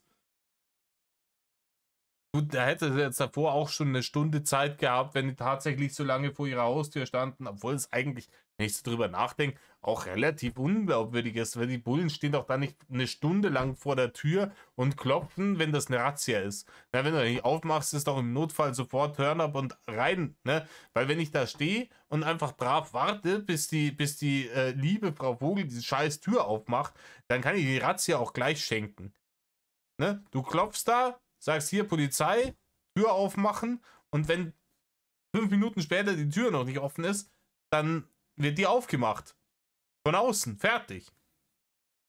Aber man kann sich ja schon absprechen, was man, wenn man mit auf die Wache genommen wird, erzählt und was nicht. Dann noch so eine Aussage. Und wir sehen ja wirklich selber mit unseren eigenen Augen, dass selbst in Amerika die echte Polizei in der Lage ist, Menschen ihr Leben zu nehmen. Weil sie Wir sind aber nicht in Amerika. Du besondere B. Ja, umgekehrtes Tourette. Danke, YouTube. rassistisch sind, weil sie frauenfeindlich sind, schießen die einfach in den Kopf, wenn die Bock haben. Und Ja, genau, und davor musst du Angst haben, weil du mit deinem Neffen nicht Tschechisch reden darfst. Dann denkst du dir, in Amerika habe ich das irgendwo mal gesehen, deswegen kommt jetzt die deutsche Polizei in mein 500 Quadratmeter Penthouse und schießt mir vor die Kinder in den Kopf, willst du mich verarschen eigentlich? Weil sie sexistisch und rassistisch sind. Ich habe Migrationshintergrund und bin eine Frau, deswegen hassen die mich. Außerdem bin ich berühmt und erfolgreich und viel hübscher als die. Halt die Fresse. deswegen traue ich niemanden ohne Beschluss. Ja, Katja, in den USA läuft es so, dass die Polizei einfach rumläuft und einfach jeden erschießt, worauf sie Bock haben. Ungefähr so hier. Can I search you? Repeat after me. No, officer, I do not consent to a search. No, officer. Yo, you can't beat that ass, bro. You can't beat. My hand was on the wall. Das ist auch in den USA unnötige Polizei. Es ist. Ja, es ist leider statistisch belegt, dass, ne, aus welchem Grund auch immer, da können wir drüber diskutieren. Lass uns lieber bleiben. Aber das ist natürlich, der schwarze Verdächtige häufiger erschossen werden. Ob es daran liegt, ob sie wirklich häufiger kriminell sind. Wie gesagt, keine Ahnung. Aber das Video war witzig. Ne? Auf eine sehr morbide, düstere Art und Weise, aber es war witzig. Gewalt gibt. Da will ich gar nichts gegen sagen. Da gibt es wirklich mehr als genug Fälle, die das Ganze... Oh, wer diesbezüglich was sehr, sehr Lustiges sehen will, gib mal ein Chris Rock. How not to get your ass kicked by the police. Bitte gern geschehen. halt schon bewiesen haben. Zumindest muss man aber auch sagen, dass in den USA jeder Polizist bei jeder Kontrolle Angst haben muss, dass man erschossen wird, weil in den USA halt einfach auch jeder eine Waffe tragen darf. Ich weiß aber auch nicht, worauf sie hinaus möchte. Also, weil die Polizei in den USA solche Probleme hat, macht das jetzt genau was mit der deutschen Polizei? Also, die hängen nicht miteinander zusammen. Shoyoka wollte ich schon sagen.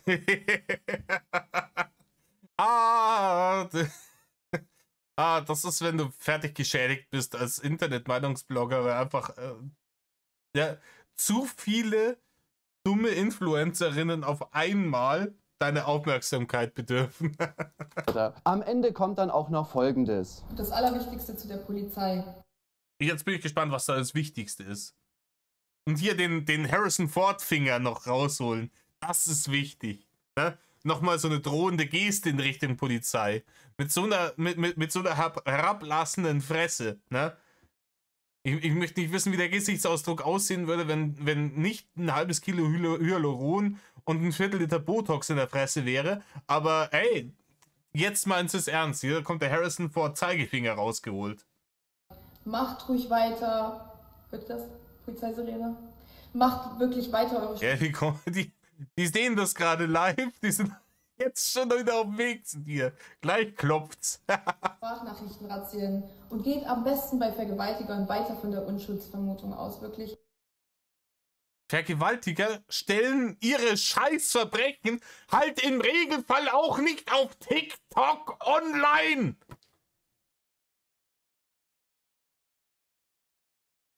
Manchmal wäre es wahrscheinlich besser, damit man sie besser überführen kann. Aber es ist halt nun mal so, dass die Unschuldsvermutung eins der wichtigsten juristischen Mittel in unserem Staat ist, weil sonst jeder einfach alles über jeden behaupten könnte. Dann sind wir wieder im Zeitalter der Hexenverbrennung, wo du sagst, hier XY passt mir nicht, dann gehe ich auf den Dorfplatz und sage, die Person ist eine Hexe und dann wird die umgebracht. Und weg ist sie und herzlichen Glückwunsch, dann habe ich ein schöneres Leben. Um das zu vermeiden, gibt es die Unschuldsvermutung. Die ist natürlich sehr wichtig. Die kommt leider Gottes natürlich auch an ihre Grenzen in einer Situation, in der Aussage gegen Aussage steht. Was natürlich leider Gottes auch oft tatsächlichen Tätern zugutekommt. Was einem aber wichtiger sein sollte, als unschuldige Leute für Bullshit in den Knast zu stecken oder Schlimmeres. Einfach nur, weil ihnen Dinge vorgeworfen wurden, die nicht stimmen. Und es kommt halt nun mal leider vor, dass Leute, solange es Menschen gibt, wird es Menschen geben, die behaupten, dass jemand anders irgendwas Schlimmes gemacht hat, einfach nur um dem eins reinzuwirken. Genauso wie du es im Übrigen gemacht hast auf TikTok. Mit der Polizei. Die angeblich die Sprachnachricht geschickt hat. Genau wegen solchen Leuten wie dir brauchen wir die Unschuldsvermutung. Gäbe es nicht solche Leute wie du, die falsche Verdächtigungen in die Öffentlichkeit rausblöken, um irgendwelche Leute anzupissen, weil man seinem eigenen Ego gekränkt ist, weil der eigene Narzissmus es nicht aushält, dass man nicht von allen permanent eine scheiß Sonderbehandlung kriegt. Wenn es diese Leute nicht gäbe, dann bräuchten wir auch die scheiß Unschuldsvermutung nicht. Dann könnten wir einfach sagen, okay, die Leute, wenn da hier eine Beschuldigung kommt, wird die schon stimmen. Ihr macht das alles richtig. Wir sind richtig stolz auf euch, wie ihr das alles handelt. Ich bin sehr stolz auf die Polizei, dass sie dir deine Scheißtür eingetreten hat. Sollte es stimmen, dass sie eine Stunde vorher geklopft hat, bin ich deswegen enttäuscht. Ne? Anklopfen, Frau Vogel, Polizei, Razzia, machen sie auf, wenn in 2 Minuten hier die Tür nicht offen ist, ist Turn up.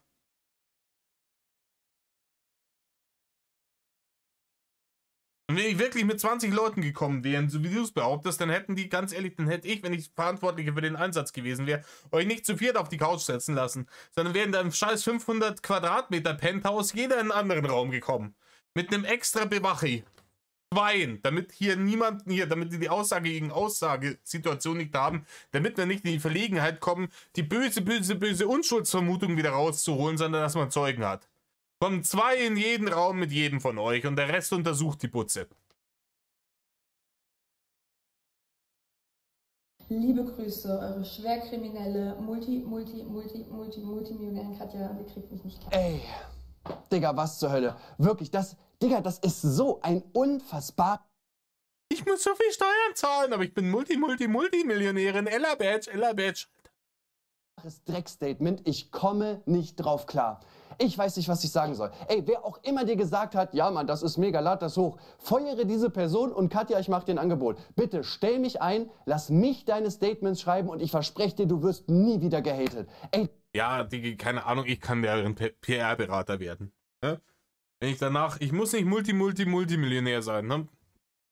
Katja, zahl mir 100.000 im Jahr, ich mach PR-Berater für dich. Ganz ehrlich, easy. Ich mach PR-Berater für dich. Darfst mich dann auch anrufen, wenn du Fragen hast. Hey du, ich bin jetzt hier gerade irgendwie bei Freunden gewesen und habe mir richtig ordentlich einen eingetaucht. So, ich kann nur mal gerade gehen. Soll ich jetzt mit 100 km/h nach Hause fahren oder soll ich mir einen Uber rufen? Ruf den Uber, sonst gibt's Turn-up. Okay. Oh, ich bin jetzt doch nach Hause gefahren. Die Bullen haben mich gefickt. Was soll ich machen? Mach dich gerade für die Scheiße. Schieb keinen Stress. Kooperiere mit den Leuten. In 2 Wochen haben sie alle vergessen. Okay. Aber ich habe doch irgendwie jetzt Turn-up geschoben und habe irgendwie Scheiße gebaut. Was soll ich machen? Die stehen bei mir vor der Tür und sagen Razzia. Lass sie rein, kooperiere. Wenn du es jetzt nicht machst, dann ist richtig AIDS am Start. Jetzt bitte wirklich. Ne? Oh, ich habe das jetzt alles nicht gemacht. Soll ich nochmal ein dickes Statement machen, wo ich nochmal einen Riesenhaufen obendrauf auf den Misthaufen setze, in dem ich gerade sitze? Ja, komm, jetzt eh schon wurscht. Na, du machst ja eh nicht, was ich dir sag. Hey, aber wenigstens will ich Geld dafür kriegen, Digi. Das kann man sich doch nicht geben. Bist du verurteilt worden? Nein, bist du nicht. Bei dir zählt doch gerade genauso die Unschuldsvermutung. Sonst hätten sie ja keine Hausdurchsuchung angeordnet, um Beweise zu sichern, sondern hätten dich halt direkt in den Knast geschickt oder dir irgendeine Strafe gegeben. Also offensichtlich wollen die das ja aufklären, wer Schuld hat. Und du bist Stand jetzt genauso unschuldig. Die Unschuldsvermutung ist eine der größten Errungenschaften in einem Rechtsstaat. Das Ganze anzugreifen, ist selbst für eine Katja Krasavic unfassbar ekelhaft. In unserem Rechtsstaat ist es in der Theorie so, dass die Schuld einwandfrei bewiesen werden muss, bevor du bestraft werden darfst. Es ist nicht so, dass man seine Unschuld beweisen muss. Und das ist super, super wichtig. Dadurch möchte man willkürliche Strafen durch den Rechtsstaat verhindern. Ja, ein Vergewaltiger, ein Mörder, jemand, der was klaut oder jemand anderen boxt, bis er rechtskräftig verurteilt worden ist, gilt er als unschuldig. Und das ist auch richtig so. Das bedeutet nicht, dass gegen diese Leute nicht ermittelt wird und die einfach frei rumlaufen dürfen. Es gibt Dinge wie Untersuchungshaft, wenn die Beweislast schon erdrückend ist. Aber jeder hat einen fairen Prozess. Ja, wenn die Beweislast erdrückend ist, ne? Meistens wird ja auch viel ermittelt, bevor die Leute checken, dass ermittelt wird, ne? Wenn da mal ein Haftbefehl kommt, dann liegt ja schon sehr viel auf dem Tisch. Ne? Gibt es Untersuchungshaft, ne? Das ist auch, um zu verhindern, dass Fluchtgefahr herrscht und dergleichen. Und diese Untersuchungshaft wird dir dann, solltest du tatsächlich schuldig sein und verurteilt werden, auch noch auf die Haftstrafe angerechnet. Also halte ich für fair. Und wenn du unschuldig bist, wirst du dafür entschädigt. Man sollte dann zwar dafür meiner Meinung nach wirklich königlich entschädigt werden, weil, wenn ich ein Jahr lang in Untersuchungshaft sitze, dann muss vorher schon so viel Ermittlungsarbeit kommen sein. Dann dieser Haftbefehl etc. bla bla bla. Da haben dann ganz viele, dann kommt raus, ich bin unschuldig, dann haben ganz viele Leute vorher ihren Job nicht gemacht. Ja? Und dann sollten die Leute auch für die verlorene Lebenszeit und wirklich auch übermäßig gut finanziell entschädigt werden. Verdient. Und bis dieser Prozess abgeschlossen ist und im letzten Urteil gesagt wird, du bist schuldig, gilt man als unschuldig. Und das ist wichtig, todeswichtig. Das Ganze hoch zu emotionalisieren, weil man dann schlimme Straftaten wie Vergewaltigung und sowas nimmt, es ist auch so schlecht. Was wünschst du dir denn? Dass Richter und Polizisten jetzt einfach draußen rumlaufen und sagen, vielleicht bist du es gewesen. Ich bin mir nicht sicher, aber vielleicht. Du kommst jetzt erstmal 10 Jahre in den Knast. Ja, du kommst jetzt erstmal 10 Jahre in den Knast, weil du bist die Katja Krasavic und ich bin einfach neidisch, weil du es geschafft hast. Deswegen kommst du 10 Jahre in den Knast. Ab geht's ins Gefängnis für Sie, Mr. Krabs. Ja, mega, Katja. Dann wäre Deutschland bestimmt viel, viel besser, oder? Ey, was kann ich abschließend dazu sagen? Das ist wirklich mit Abstand das schlechteste und bescheuertste Statement, was ich in den letzten 12 Monaten gesehen habe. Hey Tim, du hast vergessen, dass in den letzten 12 Monaten 2 Statements von Gil Ofarim rausgekommen sind. Aber ja, das hier ist definitiv, das hier ist behinderter als alles, was Gil Ofarim in seinen Statements rausgemeldet hat. Ganz ehrlich, da kannst du einen Gil Ofarim, einen Finn Kliman, eine Shoyoka, eine Lehrenfrau, die kannst du ja alle miteinander nehmen und die kriegen es nicht hin, so viel Bullshit zu verzapfen, wie hier eine Katja Krasavic. Wirklich. Erstmal diese dumme Emotionalisierung. Meine Nichte war da. Eure Steuergelder. Und was ist mit den Vergewaltigern? Was in diesen Punkten gar keinen Sinn macht. Sie sagt selber, ja, ich kann Fehler auch einsehen und stellt sich 9 Minuten in eine Opferrolle, die ihr nicht zusteht. Sie macht die ganze Zeit Fehler, ein nach dem anderen und macht durchgehend die Polizei dafür verantwortlich. Ich check's nicht. Ich verstehe nicht, wie man so denken kann. Ja, keine Ahnung. Ich weiß nicht, was ich noch sagen soll. Ja, Tim, die denkt so, weil sie eine sehr intelligente Blondine ist. Das haben wir am Anfang gehört. Ja, was sagt ihr dazu? Schreibt es gerne in die Kommentare. Wir sehen uns im nächsten Video wieder. Bis dann, Casey. Nicht K-Thanks Bye, aber ihr dürft mir auch sehr gerne in die Kommentare schreiben, was ihr davon haltet. Ja? Ja, hat sicher den einen oder anderen ein bisschen kontroversen Take auch gebracht in fast 2 Stunden Reaction. Wo ist die fucking Zeit hingegangen? Ah, die Zeit vergeht, wenn man Spaß hat, ne? Nee, lasst mir eure Meinung da. Würde mich wirklich interessieren. Aber ich hab ein gutes Gefühl, was das der Großteil wahrscheinlich meiner Meinung ist. Ne?